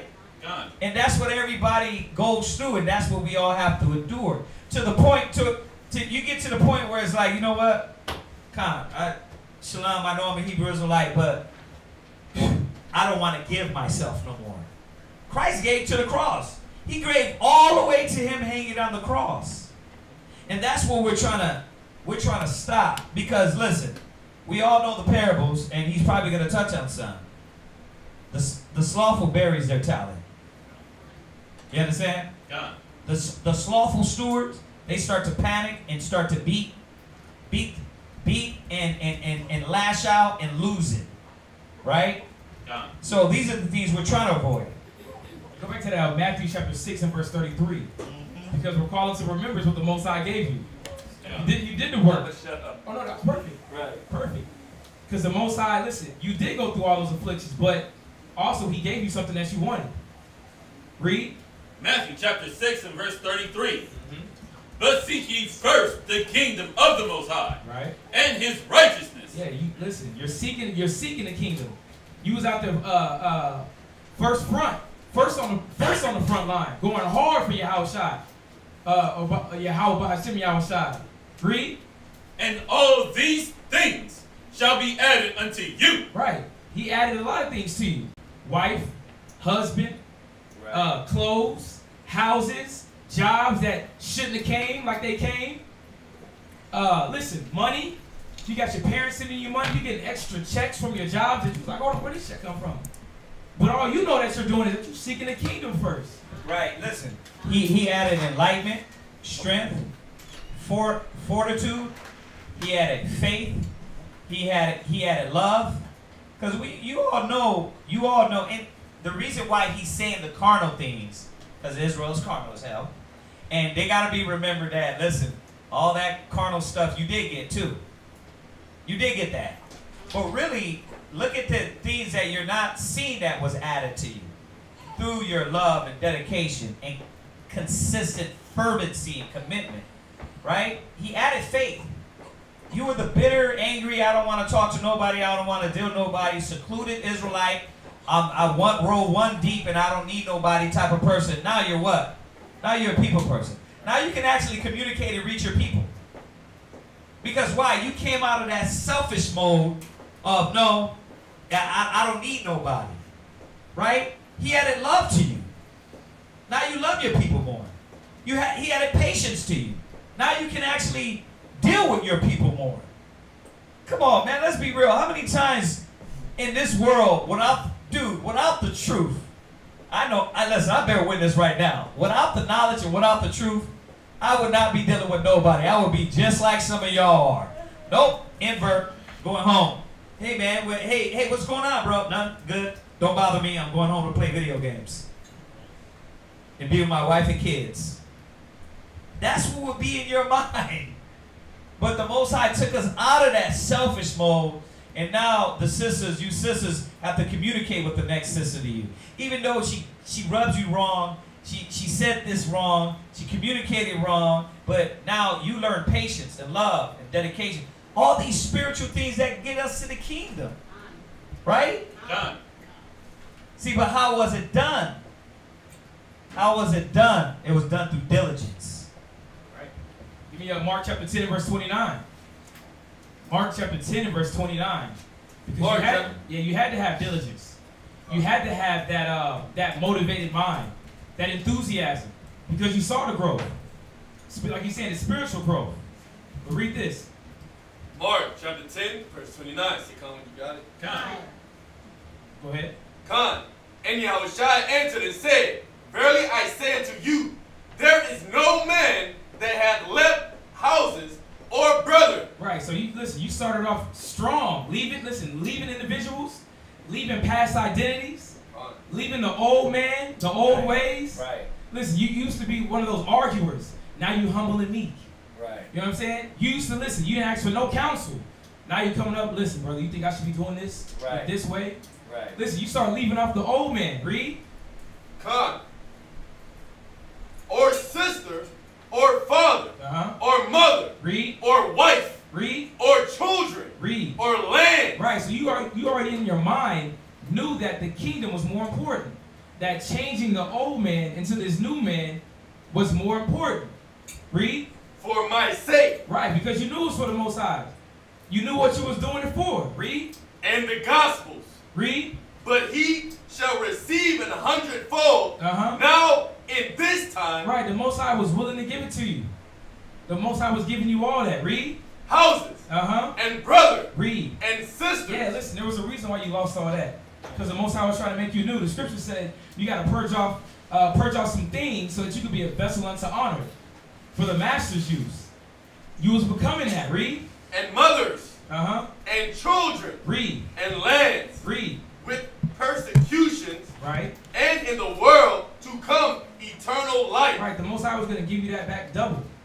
Everything that you lost for coming into this truth, endeavoring, moving, being motivated, growing, trying to reach your brothers and sisters.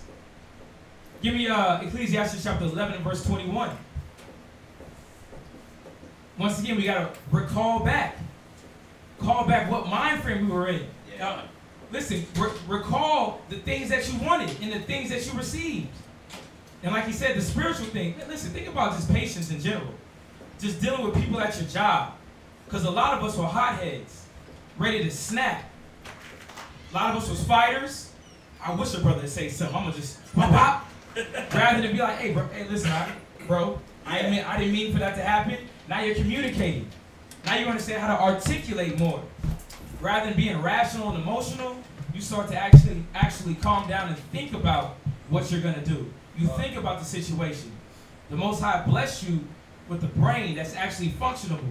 Because a lot of our people out there don't have functioning brains. Half of them on alcohol, drugs. He took you off of that. You addicted to certain things.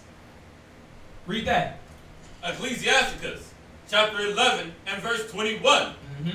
marvel not at the works of sinners. Right, read. But trust in the Lord. Yeah, it says, marvel not at the works of sinners. You left all that. He was like, no, I'm good. I'd rather deal with this Bible. It gave me more than anything the world could have gave me. Read. And abide in thy labor. And that's what you was doing. You were abiding in your labor. And that's why the Most High was with you. Just like the class that we had on Monday. Joseph never went off from what he learned. He abated in his labor. He abated in what he learned in these scriptures. And the Most High was with him. Just like the Most High is with us. Think about the small things. Once again, you got a light bill. It's due. You don't know where you're going to get the money from. But somehow you get a couple extra dollars. And you can pay that light bill on time. Let's say you lost some money. You lost it in the house. But listen, the Most High made you find it. It was in a corner that you didn't look at. Why? Because you're still doing the things that the Most High wants you to do. You're walking in the will of the Most High. Read. For it is an easy thing in the sight of the Lord on the sudden to make a poor man rich. Right. The Most High has always been with us because we were motivated. We was enthusiastic. That's all the Most High asks of us, is to continue moving strong, move forward. Build your brothers and sisters. This fight's not only for us. Our mind was ready. We were straight. We were focused. Give me Deuteronomy chapter 32 and verse 15. I hope y'all write these scriptures down. Deuteronomy chapter 32 and verse 15. God. Go ahead. Deuteronomy chapter 32 verse 15. But Jeshurun waxed fat. Right. Jeshurun is Israel. It's symbolic. It means Israel. Read. And kick. Yeah. It means upright for one. So speaking of Israel, we were supposed to be the upright one. Go ahead. Read. And kick. Read. Thou art waxing fat. Right. The Most High done bless you. You eating good. Refrigerator full. Never like before. Got your Brand new whip. Huh? Brand new whip. Yeah, brand new whip. Gas on 10. Listen, you got insurance now. You ain't got to ride without no insurance. The Most High is with you. Read. Thou art grown thick. Thou art covered with fatness. Right, listen. Ain't nobody skinny in the truth. We eating good. We may be going through some things, but the Most High is making sure that we're okay. And our clothing, the raiment, our food. Listen, our spouses, their spirits is good. We're learning the word together. The Most High has given us everything that we want. We got kids now. Got a roof over our head. Read. Then he forsook God. Yeah. Listen, you fat. You feeling good, but then all of a sudden you forget the Most High. You forget where all that came from. Read. You know, and I'm taking it to the mind thing because, once again, we all know all these carnal things are great. But you got to understand what ease and what pain in the mind that you don't have to go through no more.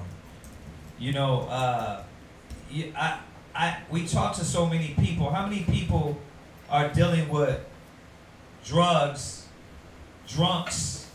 How many people have anxiety? How many people have anger issues? How many people can't control and fidgety in their mind and their spirit? Childhood issues. You got to think about what the word is doing and how it freed you from that burden. Listen, and I like the tone you're coming in. You know, you're not coming in the tone as though it hasn't happened. You're reminding them these are the things that have happened in their life. So it's good. It's a reminder to y'all to see that the great things the Most High has already done for you. Go ahead. Read. Which made him, and lightly esteemed the rock of his salvation. Right. We start to forget. We start playing that new PlayStation 4. Got that nice 80-inch TV, HD, HDMI cord strong. Listen, you zoomed in the game. You don't forgot who allows you to get that. Once again, you got the new whip. You got the knowledge of the Bible. Now you can deal with your family. You know how to deal with their problems. They calling you now. You're the counselor. You're the one with all the wisdom. They're not going to Grandpa no more. Grandpa didn't know what he was talking about. But you had it, though. You understand, listen, just how to have peace. You instruct them how to have peace, man. Like he was saying, you yourself have peace. With that, give me Deuteronomy chapter 8 and verse 10. Deuteronomy chapter 8 and verse 10. Once again, I want y'all this to be, is everybody following where we're at right now? We're going on this journey. Thinking back. Understanding where we came from. And how to keep going forward.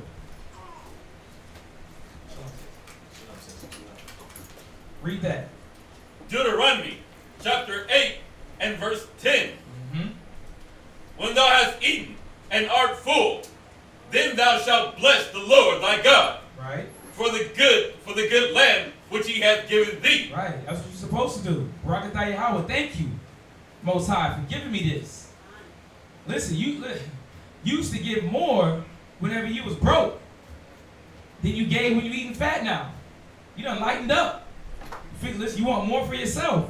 When you didn't have nothing, you was doing everything. Oh, Most High, you said, listen, alms, if I give alms, it'll take away death or rescue me from death. You doing everything you possibly can. Read. Verse 11. Beware that thou forget not the Lord thy power. Yeah, but now slowly but surely you start to forget. The scriptures is telling us, listen, when you fat and you eating good, when your mind's right, he said, don't forget the Most High.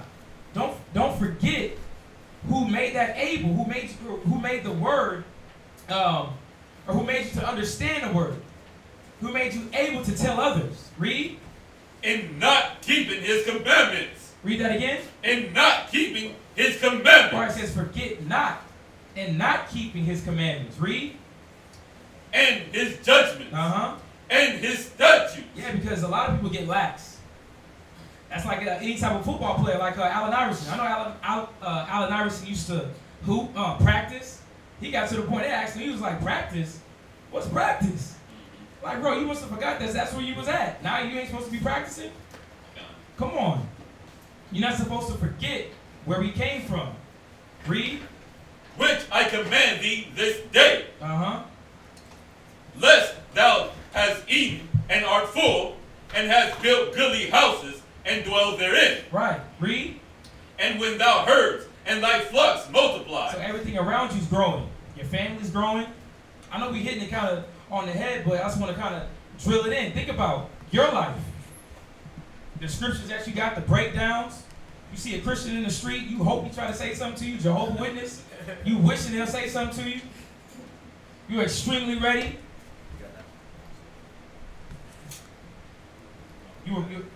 You're ready to attack them. The Most High done bless you with the knowledge to retain the knowledge. Read. And thy silver and thy gold is multiplied, and all that thou hast is multiplied. Then thine heart be lifted up, and thou forget the Lord thy power. Right. Listen, they're showing us right now, this is what we should not be doing. Ask yourself, is this you? Am I that individual that started off strong? I was in the faith, moving with the Spirit. When brothers asked for something, listen, we want to head to San Antonio. Who's ready to roll? I was like, nah, I'd rather go home and sleep. Or actually, take that back. Nah, I'm ready to go. But now, since you have these things added to you, now you're like, listen, I ain't going to be able to make it. What have you forgotten? What are you starting to draw back from? What are you starting to draw back on? Read. Which brought thee forth out of the land of Egypt, from the house of bondage. Yeah, because we was in bondage, man. We was in bondage to the U.S. We was in bondage into the mind frame of America. We really didn't know anything, but now we're free. It says the truth will set you free. Yeah, make you free. Free from the lies. Listen, free from just the physical bondage that may have been upon you, from your family members, the pressures of the world to try to act like them. Give me a second Esdras. Actually, no. Let me go to Ecclesiastes 11 and 11 and 20. Ecclesiastes chapter 11 and verse 20. And what is happening is he's going through the scriptures and reminding us how the Most High did bless us. Trying to put in your mind and remember, like, what the Most High, the knowledge of truth did for you, right? Well, where is it that Israel is waxing fat and kicking? Where is it in your life that you start to lose focus? It's in your works, it's in your commitment, it's in your dedication. This is what he points out also. Read that. 11 and 20. Ecclesiasticus chapter 11 and verse 20. Read that. Be steadfast in thy covenant. Yeah. You know what the covenant is? Have you forgot about the contract? Did you forget about the contract that you made with the Most High? And I know what you're saying. I ain't in no contract. Oh yeah, you are. You are too in a few different ways. I'll name two. You are because you're a Hebrew Israelite, and you already were bound to that contract through your forefathers. One. Two, when you accepted your Lord and Savior, Yahweh Shai HaMashiach, as your Lord and personal Savior, you came under the bond of the contract. So a lot of people, you don't understand the contract you made with the Most High. I know some of y'all had, you figuring, man, just like T-Mobile, I can get out of this any way I want. You can't, but there's fine print. There's fine print that shows that when you draw back, the Most High ain't got nothing to do with your spirit. He's got nothing to do with your spirit. Draw back from what, though? Let me see who's been listening to the scriptures he been going over. Draw back from what? What? Remembering that first love and how zealous and eager we were to learn the truth and grow and change in the knowledge. And then when the Most High started blessing us, giving us those carnal things, then we get lazy and we draw back from doing the work that got us. You hit it. You hit both of them. Your dedication to change and your commitment to the ministry.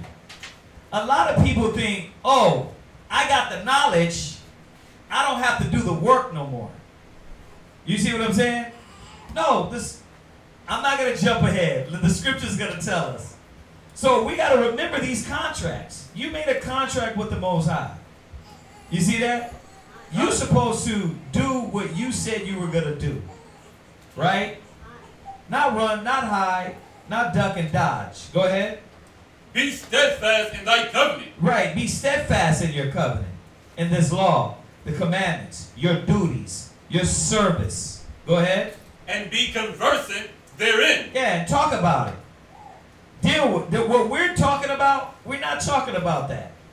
Let that be out there in the world. We talk about this contract, this covenant, the laws, the duty, the ministry. Oh, it says, give a prophet a cup of water.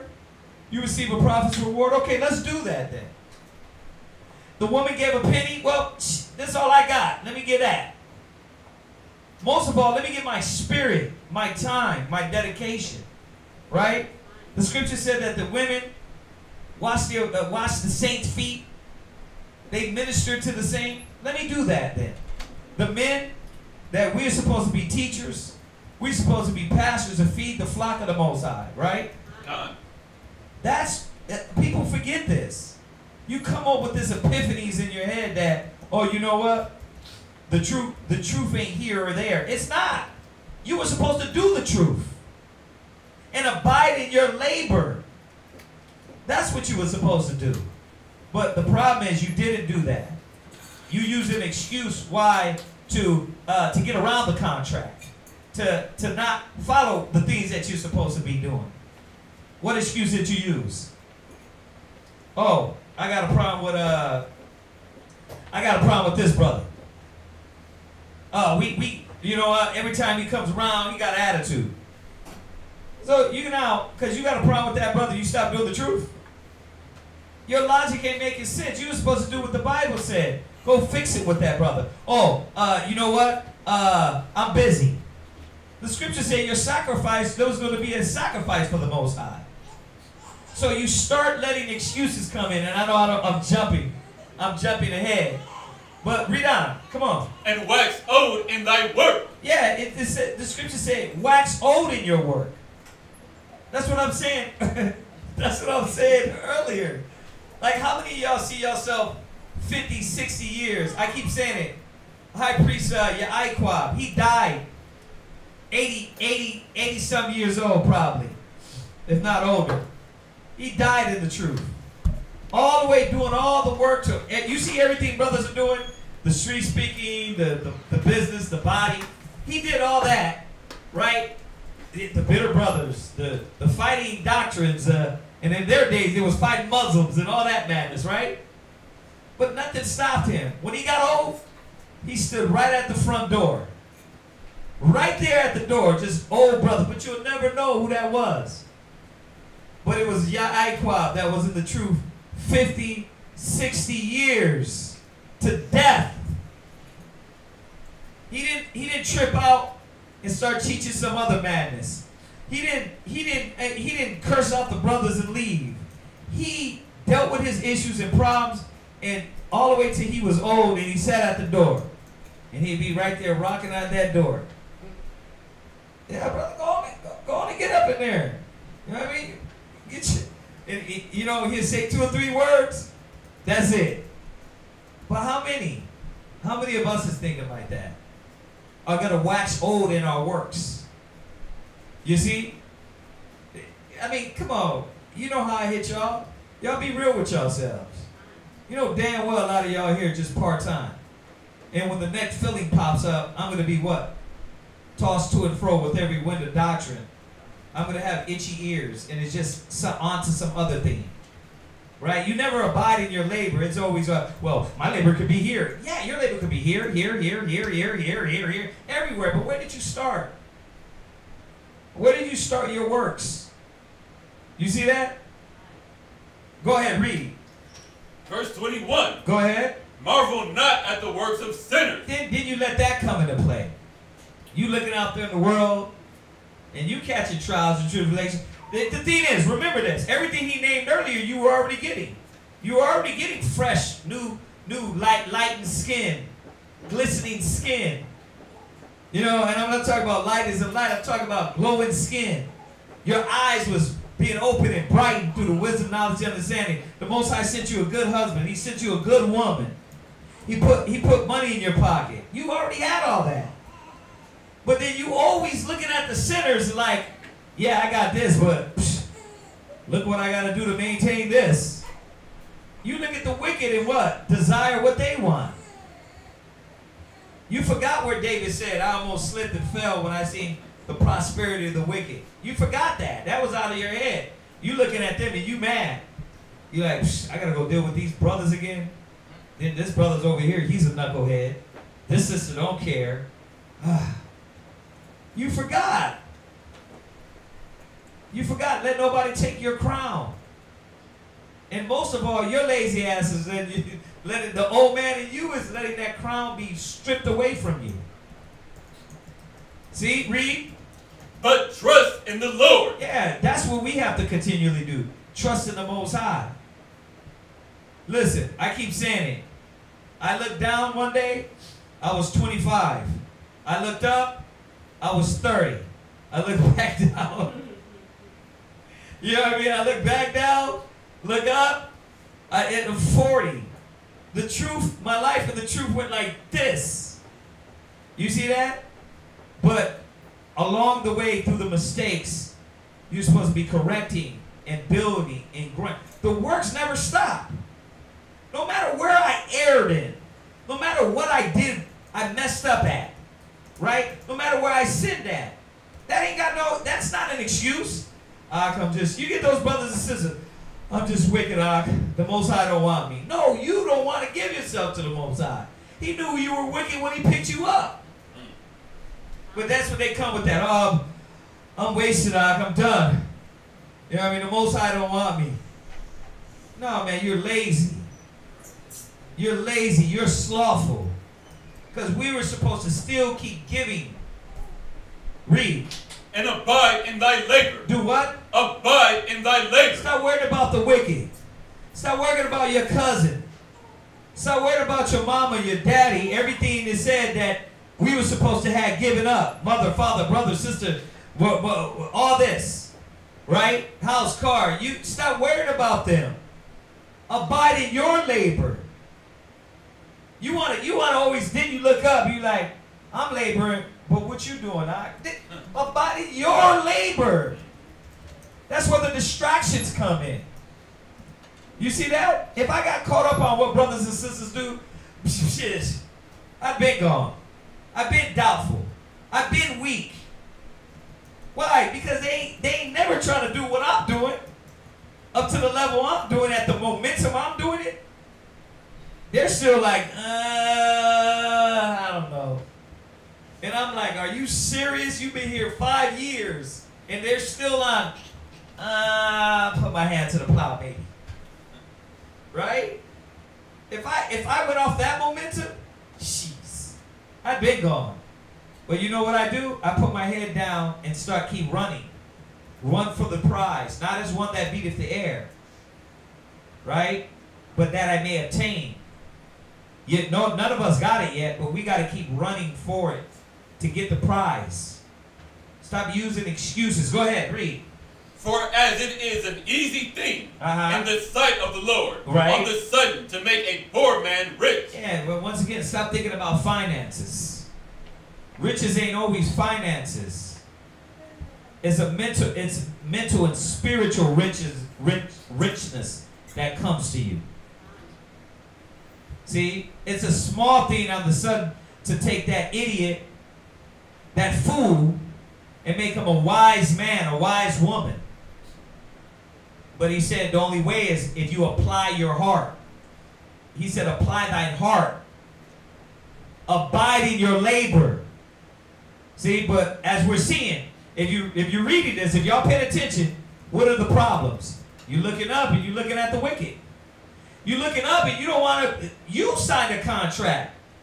That's like me calling T-Mobile and be like, you know what? I'm not paying my bill no more. Zion, I don't like him. Like, who the hell is Zion? Like, nigga, if you don't pay your bill, we gonna cut your phone off, right? But that's how, it's funny, because that's how idiotic it looks to me when you do it. When you like, well, I got a problem with this brother. I'm done with the truth. Like, oh, no, it don't work like that, buddy. It don't work like that.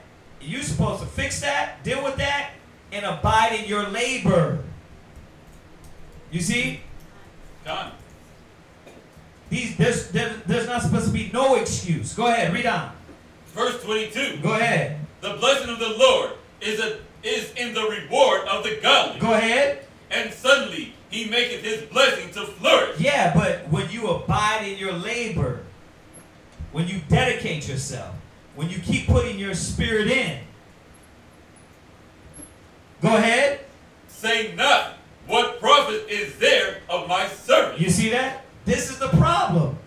You wax fat, you kick, you grown over with thickness. You know what I mean? You get a little AC, you get a little air conditioning, and then now you want to rethink the truth. So wait a minute. I just heard a brother online say Esau was Japheth. Your work and the truth stopped. Now, you over here rethinking the whole work of the Most High because some bird brain online threw something in your head. Now, you're rethinking. You're not being productive.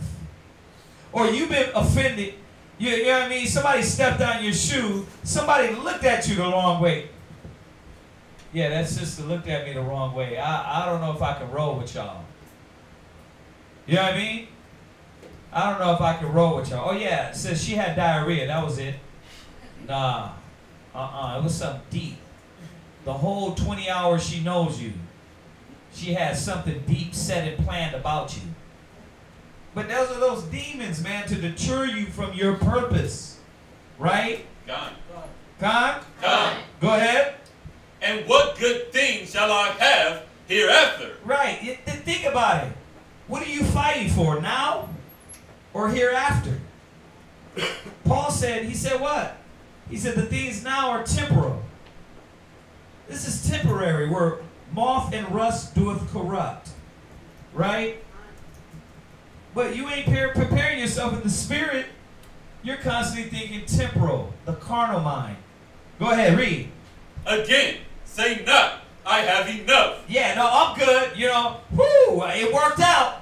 You know what I mean? I got in the truth. Who? I snagged me a woman in class. You're like, oh, you know, then you don't see the niggas. It's like, we got you. Pull your card, huh? You came, you got you a woman, and you bounced out with the woman. Or she came in and she did the 6 months. You know what I mean? She did the 6 months. He did the 6-month rule. They waited a year, and then what? You don't even see them no more. Why? Because all they were here for was that. You know what I mean? They come through, they get a few scriptures, get a few, I come through for that, and then bent off. Something carnal. That's temporary, man. Right? That we gotta, the longevity is how we gotta think. Go ahead, read. And possess many things. Right, yeah, I got all the things I came for. I got all the things that I need for me. But what you don't have is the spirit. You don't have a good even study habit that you didn't pick up on yet. Yeah, you might got this or that, but guess what? You still can't study. You still got a little anxiety. You still are prideful. You still got a little anger in you. And instead of it being worked out, you're what? No, I'm good. I got what I needed. I'm glowing and shining. I'm illuminated. I'm done. Take me, Yahweh. Nah. He said, you wax fat and kicked. You became selfish. You became selfish. That's what wax fat and kicked mean. You became selfish and you forsook the Most High and you forgot why he did those things for you. Go ahead, read. And what evil can come to me hereafter? Yeah. Now you're letting the carnal things be your shield and buckler. You're letting the job, you know, the job in the house, that's your shield and buckler. That's your security. Go ahead. In the day of prosperity, there is a forgetfulness of affliction. There you go. See? That's the problem. And you know why the Most High keep you broke and you don't win that $1 million lotto? Because why? The same selfish Negro you are without the $1 million is going to be the same selfish nigga you are with the $1 million. And guess what? You ain't going to give a damn about nobody but you. Right? These are the things why the Most High don't bless a lot of people, man. Because you forsake the Most High. See? That's why a lot of times, man, the Most High take things from you that you want the most. Because he know if you get it, you start blanking out the word. You start blanking out the truth. You know, you wanted that baby, guess what? You got it, then what? Now you don't care no more. Right? You lost weight. Now you posting your body on Instagram. Right? And you flexing on Instagram. That's why he what? He's like, you know what? I'm going to keep your time so you don't lose that weight. Because you carnal as hell. See, these are the things that, man, mess us up. Instead of us constantly momentum moving forward in the spirit, we forsake the Most High. And that's a disease, man. That's a disease that the white man put in America. Babylon the Great put in your head. What? Take a little bit. This is all you need. All you need is just a little cash, a little car, a little job. When he's trying to give us the world, you're going to settle for the little things. Go ahead. Come on. In the day of affliction, there is no more remembrance of prosperity. Yeah, see? So he do what? He puts you through the affliction. But see, this individual doesn't comprehend yet what? What is this type of person that thinks like that? What? That the Most High has all control. That's the point. That the Most High has control when you're base, when you up and strong, and when you're low, the Most High has control. But do you see what goes through man's mind as we go through prosperity, the highs and lows? See, if you ain't constantly in the right mind, listen, I was watching this little snippet of two snippets from YouTube. One was the bald-headed Cuban cat. What's his name? The little short guy, the rapper.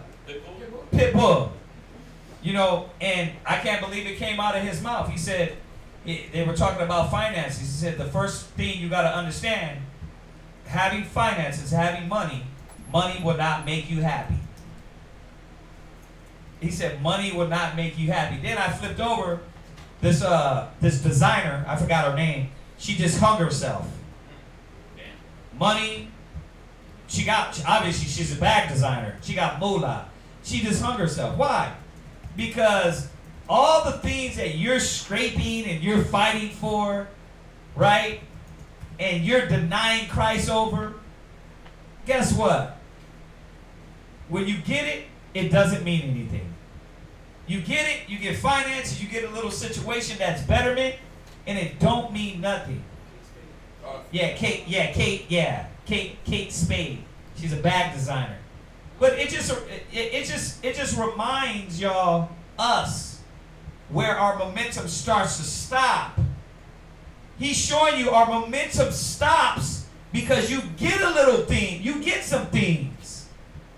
Now you pop up when you want to pop up. Classes when? Yeah, I used to come to class Mondays, Wednesdays, Fridays, Saturdays, wear out the steps of the saints of the Most High, right? You just be in there, right? Yeah, shalom, Yahweh Shema Mashiach, Yahweh Shai Barakatah. Hey, I had a question, listen, in the scripture, in Revelation 7, when you're like, this nigga's diligent. Go to give him a new car, give her a new house, give her some money, get her a new job. She's like, Kazaki, you done yet? Damn, this nigga take a long time. Is class over yet? That's how Israel be. And it's sad. The word is pathetic. See, but when you know that about yourself, you can see, and you look at your life from a third person, you can see, I always say it, I've had houses, about 3, 4, 5 bedroom. Then I went down to a 1-bedroom apartment. Then we got another house. You know, you see, we got the house with the pool. We had a house with a pool before. Then we went to another house with roaches. Then we got another house with a pool. Like, it don't matter. Why? Because, you know what? 1 minute you up, you got it, and it's like, okay, it's gone. We don't have that now. It'll come back around. And that's how the Most High does. When you're consistent. See, let's go ahead and read. Come on. Verse 26. For it is an easy thing unto the Lord in the day of death to reward. To reward a man according to his ways. Yeah. That's what you're supposed to be thinking about. You're thinking about all this madness, but if you get blown in your head or somebody kill you right outside, the only thing you're going to be thinking about is what I did for the Most High. All that, it doesn't matter. That's what I'm thinking about. I'm thinking about if I die right now, what could I say I've done? And did I diminish my sins? You see that? Now, we know none is clean before the Most High's eyes, but I'll let you know this. A murderer, a killer, a drug dealer, he said, suffer not as a fornicator, as an idolater, right? We staying away from those things. But you're still in the truth, denying whether you signed a contract with him. You barely in the beginning. Yeah, you reneging on the contract. Why? Why? Because they waxed fat and kicked. Go ahead. Give me 2 Ezra 16 and verse 21. I did it again. Oh, perfect. 2 Ezra chapter 16, verse 21. Read that. Cause, behold, victuals. Read it a little bit louder. Is it victuals? Victuals. Correct. Behold, victuals shall be so good, cheap upon earth. Yeah, victuals is just good. It's like your foods. All right. Read. That they shall think themselves to be in good case. Right. Listen, since you eating good, you think you good. You be like, listen, the Most High gave me all this, I'm good. And that's the mindset that he was just talking about. We get all this, and we just hope. We're like, nah, listen, we good. That's what I wanted. I'm going to just stop. You think you be in good case. Read. And even then shall evils grow upon earth. Yeah, you got all this crazy wickedness going on around you where you should be diligently still working. Right. But you be like, nah, I'm gonna just stay up in the house. Nah, you know what? I'm gonna just relax. I don't feel like going to Flyers today. I'm gonna just kick it in the AC. You know what I mean? Read. Swords. Read. Famine. And great So confusion. that's what's going on right now. But since you good, you ain't worried about nothing else. You done forgot about the Most High. You done forgot about when you used to pray on your knees, hollering and screaming for him, asking for help. I need you. Right. Listen, I need rent. I need a wife. I need kids. Give me something, Yahweh, please. But you think you good now. Give me Proverbs 28:19. Because that's just a distraction, man. The Most High wanted to see if you was going to be faithful. Right. Faithful in the small. Oh, go ahead. Proverbs chapter 28 and verse 19. Right, you was distracted by what the Most High gave you. Like they said, there's a brother used to say, you got hit with the booby prize. It got you. You've been bamboozled. You stopped working. Read. He that tilleth his land shall have plenty of bread. And that's what you was doing. You was working hard. You were doing the work of the Most High. You was staying focused. You was, listen, when brothers had needed some counsel, hit your line, you was there. Boom. Listen, we need a sister to make this move to the cloth store. Ooh, I got it. Boom. You know what I'm saying? You was doing everything for the truth. Read. But he that followeth after vain persons. Yeah, but now you got a distraction. It says vain persons. Vain persons could be anything. It could be your Snapchat, your Instagram, taking your focus, you ain't studying no more. Right, right. It could be past individuals in your life that you let go, but now you don't let them back in. Yep. Ex-drug dealers. Those females used to go out in the street with and party. Now you done started communications back with them. You're not educating them. You actually rolling with them. Anything to diminish your zeal, your fire. Now you just, you just a little spark. You know, that's why we've been talking about it lately. Where no vision is, the people perish. Replace the word vision for purpose. You know, I was talking to one of the young brothers, like, if you don't got purpose and vision in the truth, then you start to get stale. You start to get, you know, what are you coming in for? Think about it. Why are we getting this knowledge? And it's got to be, you got to be adding to the body, to the spirit, to the nation, to the ministry, some way.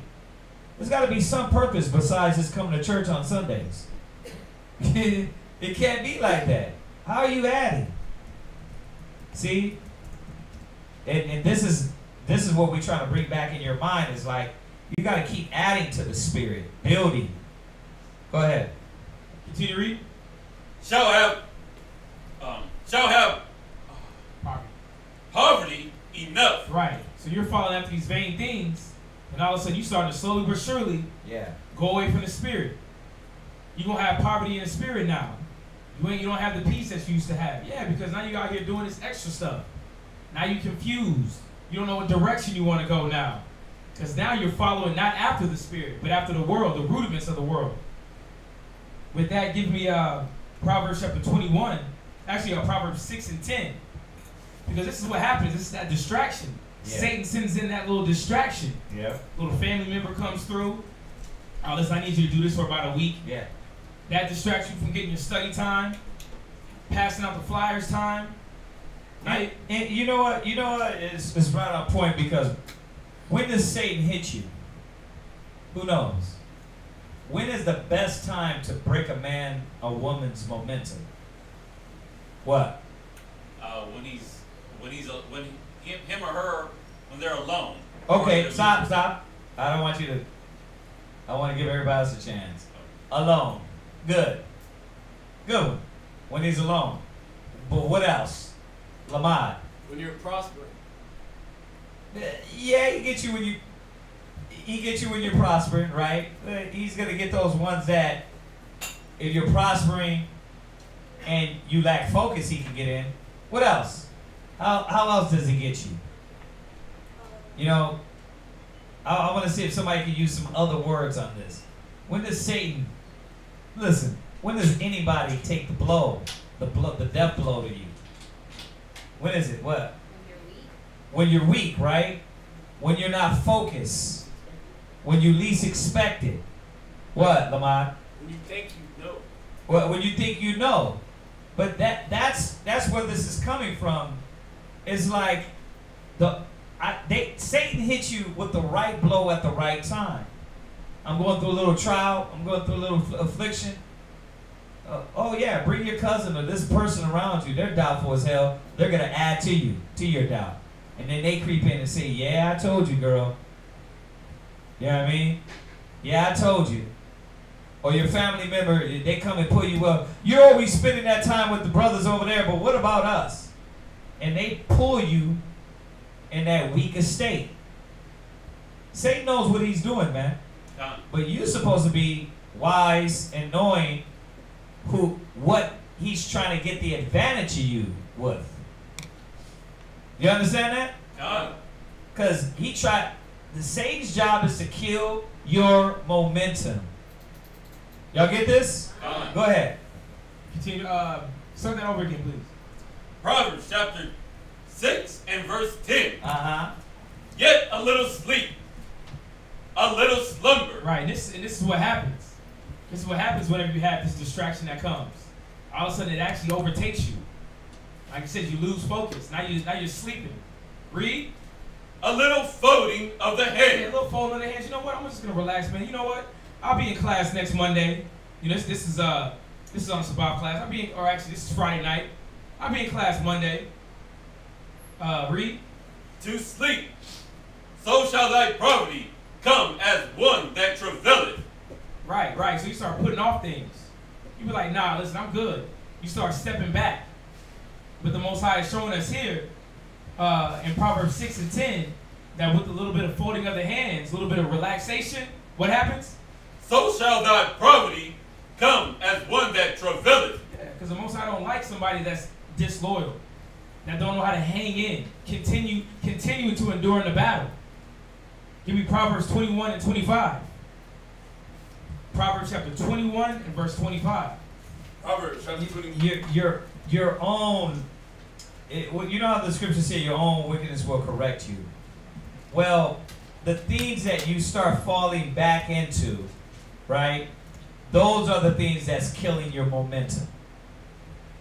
The old habits, they kill your momentum, right? This specifically is talking about that now you're not still working anymore. A little folding of hands. You've relaxed with the momentum killing spirit. You know? So, you know, it's like, you know, they're coming out with Apple, this app that tells you how much you've been on apps. A lot of y'all need that. Dude, a lot of Israelites need that. Why? Because it's going to show you how much more spirit you put into flickering instead of studying, learning, committing. But these are the momentum killers. It kills your step forward, man. Listen, the saints of the Most High shall what? Take the kingdom. The saints of the Most High shall take the kingdom. It ain't going to be given to you. You got to fight for it. Kicking and screaming. You understand? Fighting and battling. Satan's right there every day, every minute, trying to stop your momentum from moving forward. Because he knows, the scripture says what? If a tree bringing out forth fruit is what? Hew down. Is what? Hew down. So all I got to do is just stop this person's momentum. And it be little by little. And then you start seeing you're stale. You've been in what, 2-3 years? Now, where's your officer's test? Where's your soldier's test? A sister, you've been around 2, 3, 4, 5 years, and guess what? You still got kindergarten problems. You still dealing with things that you were dealing with when you came in the truth. Why? Because you didn't humble yourself in the beginning. So guess what? It'd be 5 years into the truth, you're still dealing with old demons.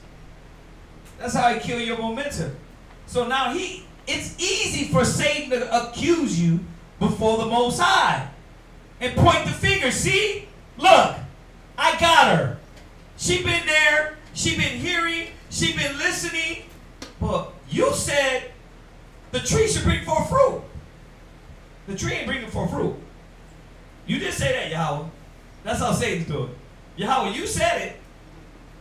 But look, it's not. And that's how Satan can accuse you and bring accusation against you. See, that's why you got to keep moving. You got to keep having that spark shine brighter and brighter. You understand that? God. Where's your vision? Where you want to be at? Huh? Okay, you're coming to class. You got that. How are you going to add to the body? How are you going to benefit the brother or the sister next to you? Are you becoming a better example? A better counselor? Huh? A better leader? In your own right. Right? Sisters too. You're leaders too. Through your example. Or, how many years are going to go by and you still what? You still got those young demons on you. Now, imagine people that have been in the truth 9, 10 years and they still got those same problems. So now what is easy to get in? Satan using, all he got to do is show you. Right? And you start doing what? Condemning yourself. This is the way Satan destroys your momentum. You understand that? You can't let him destroy your momentum. You can't be slothful. It says the diligent. Give me that one real quick. You got that one in there? Get that one real quick. Throw that one in there.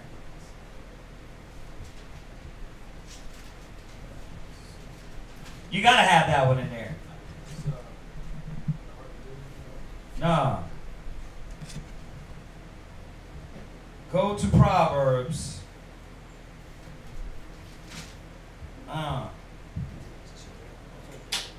Proverbs 12 and 24. Did we touch that one? We'll go to Proverbs 12 and 24 real quick. Proverbs chapter 12, verse 24. Go ahead. In the hand of the diligent shall bear rule. Read it again. Excuse me, Salah. The hand of the diligent the hand of the diligent. Go ahead. Shall bear rule. The hand of the diligent shall bear rule. Diligent in what? Fervent in what? Fervent in what, class? Spirit. In what, sis? Spirit. Fervent in spirit. And then it also says fervent in what? Prayer. Okay, fervent in prayer. But it also says what pertaining to the topic? It says fervent in business. It says the fervent in business. So, where's your business? Is your business the business of the Most High? So where do you rate yourself? We've been saying that a lot lately. Examine yourself, whether you be in the faith. Rate yourself. I mean, calculate yourself. Man, I've been in the truth. How long? Okay, you crapped on the first 3 years. You was double-minded, unsure, unfaithful. You was getting the weed out your system, the pills out your system, the liquor out your system. Come on. First 2, 3 years. What now, though? What is it, another distraction? So you're going to get another distraction for the 4th year. Think about it. You're just going to be hearers of the word the whole time and not doers? See? You got to keep moving forward, man. Read it again. The hand of the diligent shall bear rule. Go ahead. But the slothful shall be under tribute. Yeah, in this instance, the slothful is under tribute. The slothful is under tribute to who? To weakness, to Satan. To what? Burden. Yeah. To burden. Go ahead. All right. Where are you going? That was it on that. Come. Give me 1 Kings 11 and 28. Just to add on that point. To show, what it means to be diligent. What it means to actually bear rule. 1 Kings chapter 11 and verse 28. 1 Kings chapter 11, verse 28. Uh-huh. And the man Jeroboam was a mighty man of valor. So Jeroboam was going to be the first king of Israel after the split, all right, of the 10 tribes. Read. And Solomon, seeing the young man that he was industrious. Industrious. Somebody look up the word industrious for me. Industrious. Read. He made him ruler over all the charge of the house of Joseph. Yeah, see, that's the point about being diligent. The Most High will set you up. He'll bless you. But those that are slothful, those that didn't want to have responsibility, those that didn't want to continue in the things that they were learning, they were going to be under tribute. Who has the definition of industrious? Who has the definition of industrious? I'll go ahead and give it to you. Go ahead. Industrious, diligent, and hardworking. It says diligent and hardworking. This man, he saw that Jeroboam was industrious. He was a hard worker. He was diligent in his business. What else you got? Consistently, regular, or habitually, active, or occupied. Yeah, this man was occupied. Rather than like those that were distracted, that started to fold their hands, just relax. They start to ease up on the things that they used to do. Give me Proverbs chapter 21 and verse 25. Because that's the making of the slothful. It's the trick. Satan got you. He hits you with a quick distraction. It starts off with something small. Then it goes in deeper. You start getting a little bit more connected in those distractions. Ingrained into those distractions. Read that. Proverbs chapter 21 and verse 25.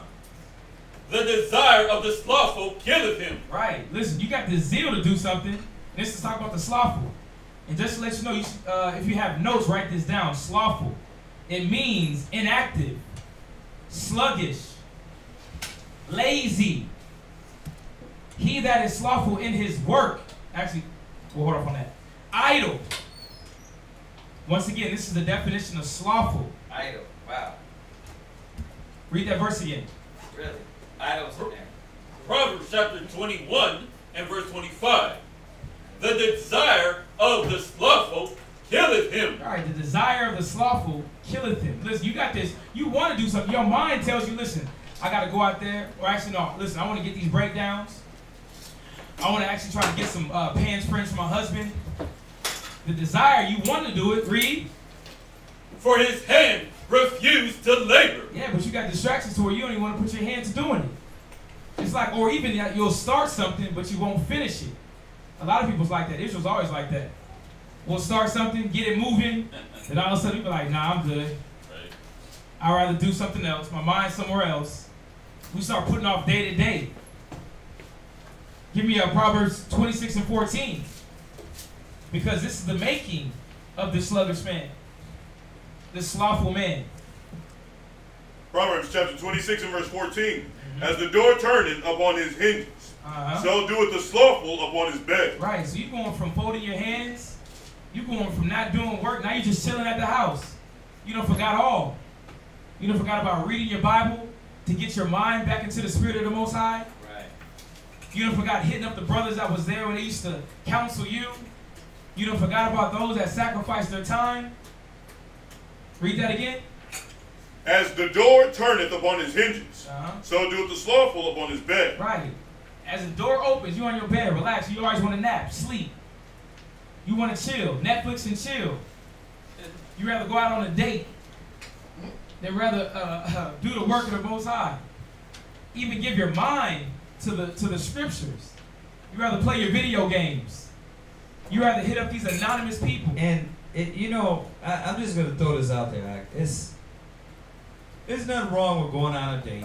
Right. There's nothing wrong going to get some chicken wings and a beer. But for you to act like you're being diminished because you can't, that's the problem. I'm going to say it again, and I said it the other day. You had 30 years of your life just to crap off and to go do what Christ said, which is idleness. Remember he said, go by the highways and the byways and get them that are idle? God. You did that. You should be understanding that now you need to dedicate yourself to the Most High. Brothers say it all the time. Baba comes down here from He comes down from San Antonio, and a lot of people don't understand. How is it 7, 8, 9 of y'all that are doing all those works? Why? Because we're constantly busy. Class, the business in the mall, counseling, the cable show, which is going to be back up and running, street speaking. They're like, man, damn, y'all ain't got no time for yourself. But the thing is, yeah, we got time. We just use our time wisely. And the brothers that don't use their time wisely, they got to balance that out. But yeah, it's supposed to be all this is the business of the Most High. Not a business in corporations. This is the work of the Most High. You understand? Done. Where are you at, and what are you doing for the Most High? I don't want to hear about you complaining about what you can't do. You can't go on a date. You can't do this and that. Brothers, what? Brothers don't get a day off? No. We don't get a day off. Micah 2:10. This is not your rest. No days off. Blood, sweat, and tears. You know, because that's the case. You did that. Remember when you was getting high with your friends? Smoking weed? Doing, meeting every chick at the club? Bathroom sessions? Right? You did that. Right? God. The young brother's looking around like, what does that mean? No, but really though, you did that. You lived that life. God. Right? God. You was booed up. You be in the truth 1, 2, 3 years, and then you're like, well, we can't be booed up no more. Of course you can. You can't be booed up no more. Why? Because you did that, and now you guys got to dedicate yourself to the Most High. That's why your house is out of order. Because you're desiring the carnal things instead of the spiritual. You desire the things of the flesh instead of saying, you know what, let's build our house in the spirit of the Most High. They do it all the time. You got these couples out there in the world that what? They bike riding together. They got the same damn jackets. Couples, right? Riding down the highway. God. He's a biker, she's a biker. God. Right? It's only in the truth that it happens like this. You get the rib, it's like, if you were selling crack. By your side. You know what I mean? You see, you watch these new little generation rappers. The ones that they starting to look like clowns now. Dye their hair and then tattoos on their face, right? God. I'm looking at this guy. He looks like a burnt cockroach with dreads. Yeah, not Uzi Vert. It's a new one, man. Not Little Pump. It's one that looks like Little Pump. Lil Red, that's his name. He looks like a burnt cockroach with dreads. But guess what? He had him a burnt woman, little dime piece, with tattoos on her face, right? A little demon just like him. Going to get them in the truth, though. Get him in the truth and get him to, sacrifice. She would smoke blunts with you. She would roll 40s and what is it? Roll 40s and smoke blunts. No, smoke 40s and drink blunts. She would do all that. When you come into the truth, then it's like, see, we don't get no time for us. You did that. You did that. How many years did you, how can you just stand there, how many years you just stood there and looked at her in her eyes? And you made love to the sun come up in Hebrew. How many years? Years. Right? God. What about for the Most High? Huh? You did that. You know what, when I came in the truth, when I met both of my ribs, when I met both of them, you know what I had them do? Everything. Everything. God. Right, Shara? Come on. The sisters that were there in Colorado, you know what they was doing? They had babies. You gonna do rides. God.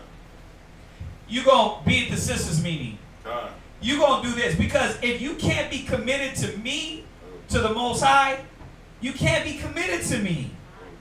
You brothers, y'all come in with the wrong thoughts, thinking that I can still be out there in the world and be committed to the Most High. It don't work like that. Now, 15, 16 years later, they still have battles. You know, they still go through their thing. But one thing they learned is what? Commitment to Yahweh, without me having to be there all the time. See, but when you don't build your woman and your family in the conscience of the Spirit of the Most High, it ain't going to last. So what's the point of being idle and doing all the worldly things when it ain't going to last anyway? Right? What's the point in that? That's why it says, and we've been quoting this for the last week, except a man hold his house diligent. Oh. I keep butchering it also. Yeah. 27, what is it? 20? Let's get it real quick. Except a man hold his house. Ecclesiastes chapter 27 and verse 3. Unless a man hold himself diligently in the fear of the Lord, his house shall soon be overthrown. There you go. You want to know why? Because you let your rib be one thing, and then you're going to do another thing. Your houses, could two walk together, at least they be agreed. Y'all got to see this. You got to get the house. It's got to be in order. Somebody's going to win. The dark side or the righteous side. But this is that idle mind that's trying to beat you back into that idle. Remember, if you don't believe me, we'll get the scripture. He said, go to the highways and byways and get the who? The idle. The idle. When you look up slothful, it said idle. That's why it hit me. I was like, wow. You get the slothful. That's the slothful. They ain't doing nothing. But think about it. He just told you your life was nothing. He said you weren't doing nothing important. You thought you was doing something real important in your life, and guess what? You were idle. You only begin to live when you got the knowledge of the commandments and live for the Most High in Christ. Go ahead, Ike. Come on. Give me Proverbs chapter 20 and verse 4. Proverbs chapter 20 verse 4. Right, because we're starting to understand. Right. Actually, keep reading. Proverbs chapter 20 and verse 4. The sluggard will not plow by reason of the cold. Right. It says this is an excuse. Now you're starting to give yourself excuses. It says that the sluggard will not plow by the reason of the cold. You're not preparing for the next year. Never mind. Read. Oh, never mind. The sluggard will not plow by reason of the cold. Therefore shall he beg in harvest. Read. And have nothing. Just adding on that point where we just hit over in Ecclesiastes 11, the snow is just, it's an excuse. This is what stops your momentum.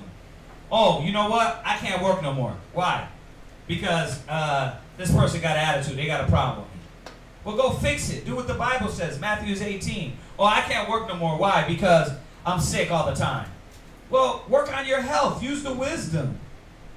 Deal with discipline and work on your health. Oh, I can't do the work no more because I got a lot of doubt in me. What?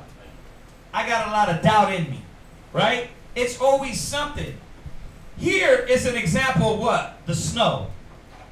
It's the snow. What else? Go ahead. First, read it again. Read that again from the top. Go ahead. Pull it. John, read. Read it from the top?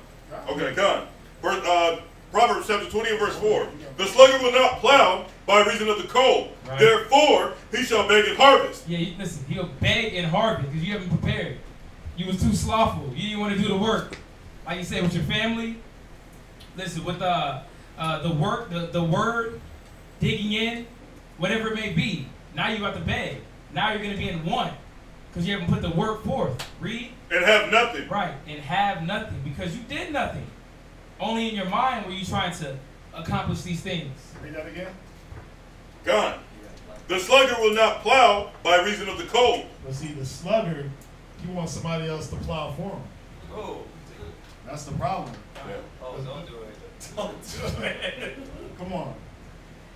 The problem with a slothful man, the problem with a slothful man is that he wants to attain, but he's gonna attain by others' works. He's not gonna attain by his own work. But he's not gonna use the power. Here's the trick, and I'm gonna let you come with it. I'm just saying this. You know what? That's game. Can I get my mic up? Go ahead. You know, that's game. You know why? Because you know why that's game, Mark? Because it's a deceptiveness to them. Because the scripture says those virgins that were slothful, right? The ones that buried their talent, okay, they're not going to have the tools. Right. But so they're running game on themselves, yeah. But this is the problem. Think about how many people you potentially hurt in running game on yourselves. Right. When you put off your work, when you put off the things that you're supposed to be doing on others, think about the people that you hurt. Think about all the... That's why it says idleness is idleness. I just looked it up and I have it here. Check this out. It says to be idle is to be vicious. Man. Because now, with your idle mind, you're casting your burdens off on everybody else. Right. You want to attain. It's like brothers that want to attain spiritual knowledge but don't want to study. Right. But then guess what? They want to grab your notes. Let me take a picture of that. Right. You see what I'm saying? It's like the brother that wants his household to be functioning, but he wants that rib that already comes fully assembled, but don't want to take the time to put it together. Right. Yeah, you know what's crazy when you talk about the viciousness is what's insane is that I'll say, what did we do when we were in that mode? We would get with a woman, and because we were so lazy, we would be so vicious to them because we didn't want to put in time to teach them. We didn't want to be patient with them. So the viciousness is now, she's not, I don't want to teach her. She's out of order. She's wicked. She's wicked. Right. It's not that you're doing that you won't spend time and teach her. It's not that you're supposed to dwell with her to understanding, but it's not those things. It's that she's wicked. You're casting blame on her now. That's why the scripture said the desire of the slothful kill him. Because they want it. They want that woman to be in order. Right. But they won't do it. But they won't do it. And then they'll cast her off. Now he's left out with nothing. Right. She's left out with nothing. Right. It's no different than brothers that are supposed to be in position to teach other men. Right. Oh, he's not getting it. But you're not putting in the work for that man or them brothers to get it. Right. So what do? You heard it. Oh, I need a whole new flock. Yeah. Yeah. Right? Oh yeah. Brother told me that. He said, yeah, I'm gonna cast these brothers away. He's like, they off. It's like, it don't work like that. It don't work like that. That's why to be idle is to be vicious. You want to attain things, but not through the right means. Right. It says if a man strive for masteries, you must strive lawfully. Else he not be crowned. Yeah. So, I mean, it's a lot. It goes deep. This slothful spirit. It goes very, very deep. Go to Proverbs 26 and verse 13. Proverbs chapter 26 and verse 13. The slothful man saith, there is a lion in the way. There goes more excuses. It says a sinful man found an excuse for every occasion, right? Done. So a slothful man said, there's a lion in the way. Go ahead. A lion is in the street. Yeah, my health, my any excuse, my rib, my car, my house. It's always something that prevents them from doing, for one, what we were called to do, and two, what you know you should be doing. Then a lot of different things start to arise. Now you got the guilty conscience. Now you got the self-condemnation. Now you got the blaming. The what is it when you lash out at brothers or sisters? Right. It's so many things that we bring on ourselves through the slothful spirit. Go ahead. Verse 14. Go ahead. As the door turneth upon his hinges, right, so doeth the slothful man upon his... The door is just turning back and forth. It's an irritation. Yeah, I can't keep still when I'm so idle. Yeah. I'm just flip-flopping in my bed. Yeah, it's irritation. It's like something. Imagine hearing a constant drop at night. You trying to sleep, or the door just. Yeah. It's an irritating thing to see the slothful man. Yeah. Just because sloth. Because they desire. We get that a lot, man. We get brothers and sisters that want so much, and all you had to do was apply yourself a little bit. Like, you want to know what's going on in your life and these things and this, and all you have to do was just give your spirit just a little bit, trust in the Most High, abide in a little bit of faith. But a lot of times, that's what Israel want. They're the popcorn Israelites, popcorn generation, to where they think, oh, you know what? I'm going to pray, and he's going to give it to me. Prayer comes with works. Prayer is built with righteousness. God works is good. Yeah, I mean, the scriptures say when the wicked pray, it's a what? Abomination.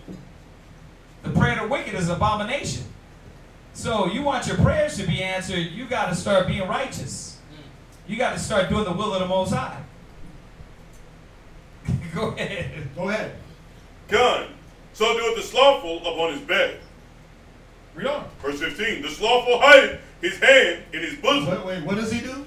Hideth his hand in his bosom. Yeah, slothful man's hands refuse to labor. They refuse to build. They refuse to maintain the things that they have. A lot of brothers wonder, like, how come she left me? How come this? How come that? How come I don't have? How come when I had things, but now I can't get them? Because the Most High sees that your hands refuse to maintain the things that He gave you. Think about as a parent. A lot of us are parents in here. You keep giving a child a phone after they break it, the first one, the second one, the third one. Do you keep giving them things, or do you say, wait a minute, you don't know how to maintain what I've been giving you, right? So you're gonna have to do without. That's how the Most High does us. You wonder why brothers don't get things after a while? Yeah. You've had so many different vehicles or so many different, whatever it may be, man. Whatever it is that you're not getting, because you didn't maintain it when you had the chance. Because your hands, you refused to put your hand on what you had to build it. It says through much slothfulness. Go to Ecclesiastes 10 and verse 18 in the Bible. Ecclesiastes 10 and verse 18. This is one of my favorite scriptures. Ecclesiastes 10 and verse 18. Ecclesiastes chapter 10 and verse 18. And hold where you at, Ariel. Go ahead. Done. By much slothfulness. By much what? Slothfulness. Go ahead. The building decayed. And this is the problem. Like, I always use this scripture to show brothers that everything you build is a building. You're the building. Your family is the building. Your spirit is the building. But it says through much slothfulness what? The building decayed. You can tell when a house is being occupied. The grass is cut, right? It's clean. The windows are nice and shiny. But you can tell when a house has been vacant. After 3 weeks, the grass starts growing. You're like, damn, they need to cut their grass. Yep. Right? Then after a while, the windows break. And it's like, damn, something with the house. Windows all broke out. Is it abandoned? Yeah, it got to be abandoned. But what's happening is decay. But see, brothers and sisters, through lack of self-examination, self-motivation, you're building. Whatever you put your hands to and built, you've already built it. It starts to decay and break down. And you wonder why, but it's you. Your slothfulness. Read it again. By much slothfulness. Go ahead. The building decayed. Read on. And through idleness. Through what? Idleness. And through what? Idleness. And through those idle hands. Those hands that refuse to continue to work. Read. Of the hands, the house droppeth through. It says idleness of the hands, because you got to put your hand to that work to keep it functioning, to keep it going. Let's bring it back to studying, to learning, to getting this knowledge. The diligence shall bear root, right? Yeah, it says them that diligently seek the Most High. It can't be no, part-time, slothful. This ain't like the world, man. It ain't like the world. I'm gonna study in between episodes. Yeah, like study in between Marvel movies. Yeah, it don't work like that. It don't work like that until you become a genius. Then you can do it. Otherwise, brothers come in, sisters come in with that mind already. Like, yeah, I'm not really putting. This is really not. I'm only here. You can tell they're really not here to be a genius and a conqueror and a mastermind. You know, it's like you come in, you already want time out. Like, come on, man, you got to come in here running, fighting, striving, especially some of you that got mental problems. Especially some of you that got mental problems. It says there's one that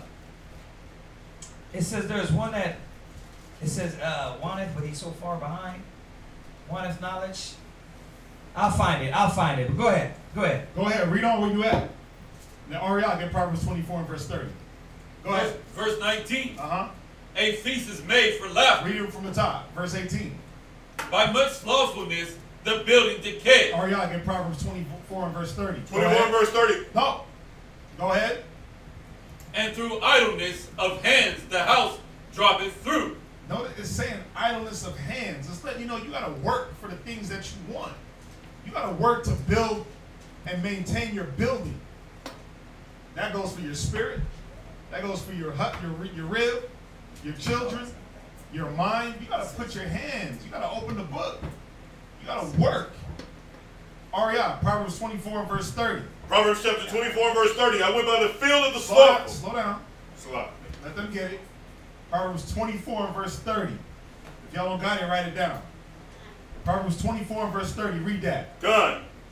I went by the field of the slothful. Go ahead. And what do we see? Read. And by the vineyard of the man, void of understanding. Wait, the slothful is what? Void of understanding. The slothful man is void of the understanding of what he needs to be doing. How to maintain, how to do his job. He's void of understanding that through much slothfulness, his house, his field is going to decay. So let's see how this slothful man's field look. Go ahead. And lo, it was all grown over. It was what? All grown over. Yeah, it's like nobody lived there, man. It was grown over. You can't grow. It was full of weeds and thorns and thistles, right? There was, you know what it was showing? That there was no productivity. There was no fruit coming from this man. Some people do it with their body. Some people do it with their mind. Some people do it with their house. Some people do it with their kids.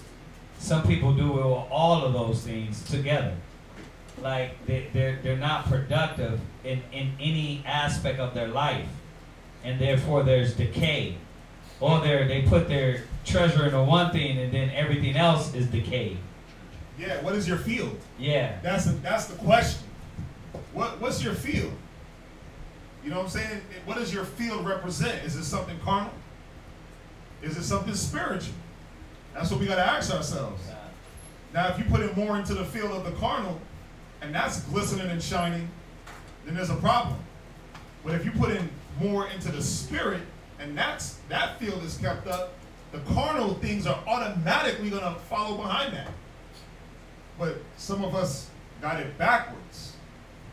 Read it again. God, and lo, it was all grown over. It was what? All grown over. Go ahead. With thorns and thistles. Uh-huh. Had covered the face thereof. Read on. And the stone wall thereof was broken down. Yeah, it's like that old abandoned house. Everything was just broken down. Read on. Then I saw and considered it. Well, I looked upon it and received instructions. Go ahead. Yet a little sleep, a little slumber. So this is the problem with the man that's supposed to be obtaining his house. He wants to do what? A little sleep, a little slumber. Yeah, but the problem is it's too much sleep. It's too much slumber. A little bit here, let me take a nap over here. You slept all damn night. Now you want to take a nap in the day. You want to take 2-3 naps. You want to kick it a little bit. Let me watch Grey's Anatomy. Let me watch whatever Netflix series is going on. Right? A little sleep, a little slumber, but it turns into an excess. Because this man is void of understanding, so guess what he doesn't get? Balance. He doesn't understand balance and what's needed. He thinks it's about sleep and slumber, vacation, taking beach trips, right? Done. Lunch breaks and all these different things. A little sleep, a little slumber. Go ahead. A little folding of the hands. Starts folding his hands. You know when you fold your hands, you kick your feet right up on that bed, right?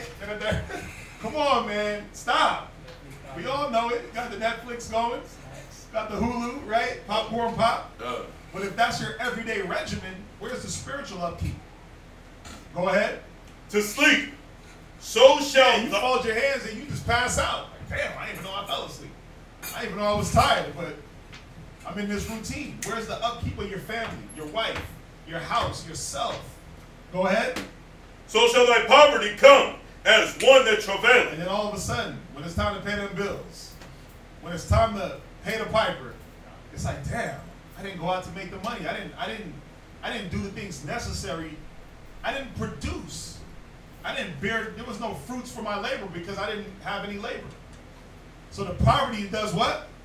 So shall thy poverty come as one that travaileth, and thy want as an armed man. Yeah, because it's like every other month you broke. Every other month it's like, damn, I'm up, I'm down, I'm up, I'm down, I'm up, I'm down. It's like that travail of a woman in birth. Those contractions, they come and she's like, oh, it's time. Then they go away. It's like, no, I'm good again. Oh, it's time. It's the same thing with your poverty. It's the same thing with a slothful man. One minute he got the money, he got the means, he got the resource, and when he gets it, he gets lazy, he kicks back, shuts his mind down from reality. And it's like, oh, damn, I gotta go hustle again. But that poverty is gonna hit.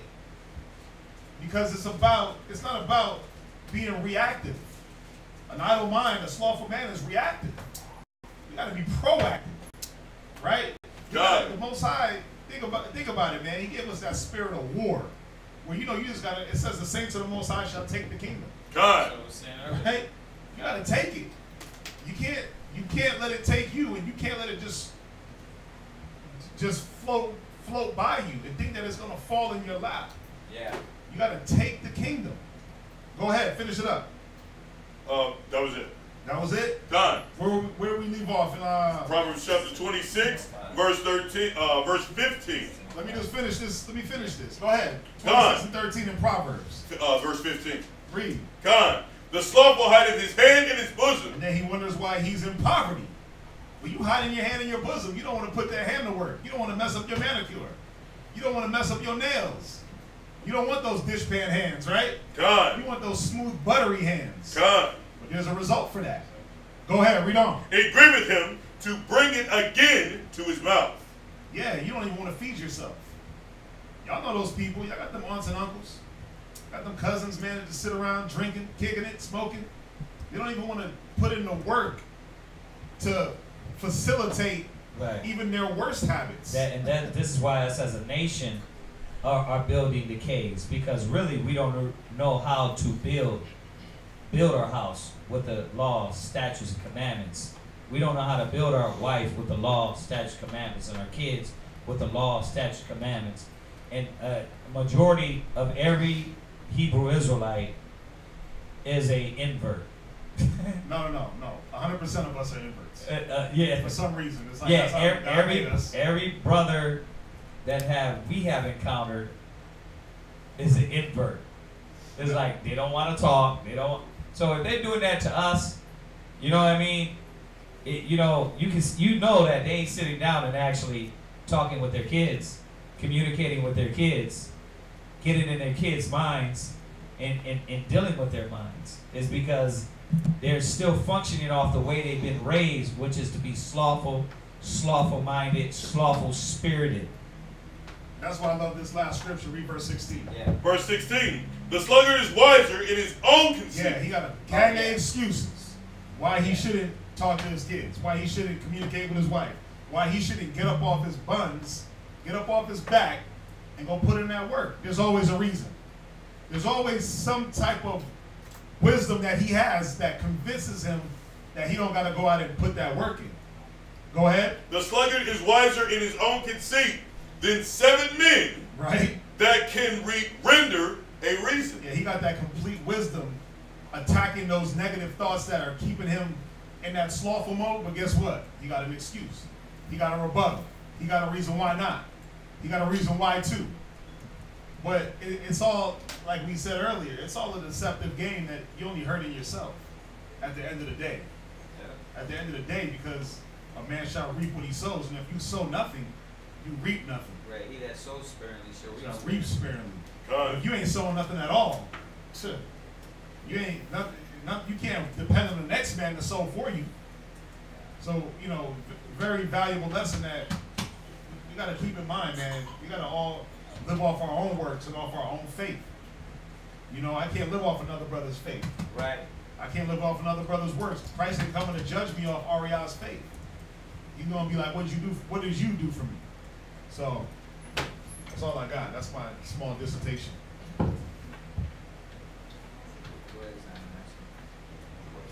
Yeah, does anybody have any questions? Any questions online? If you have them, go ahead and send them on the topic. Any questions in class? All right. Hope we got some scriptures down. We examine ourselves. All right. So if we don't have any questions, we'll be in class Friday at 6 p.m. All right. You can go ahead and get your questions ready for then. So until then, we're going to say shalom. Shalom.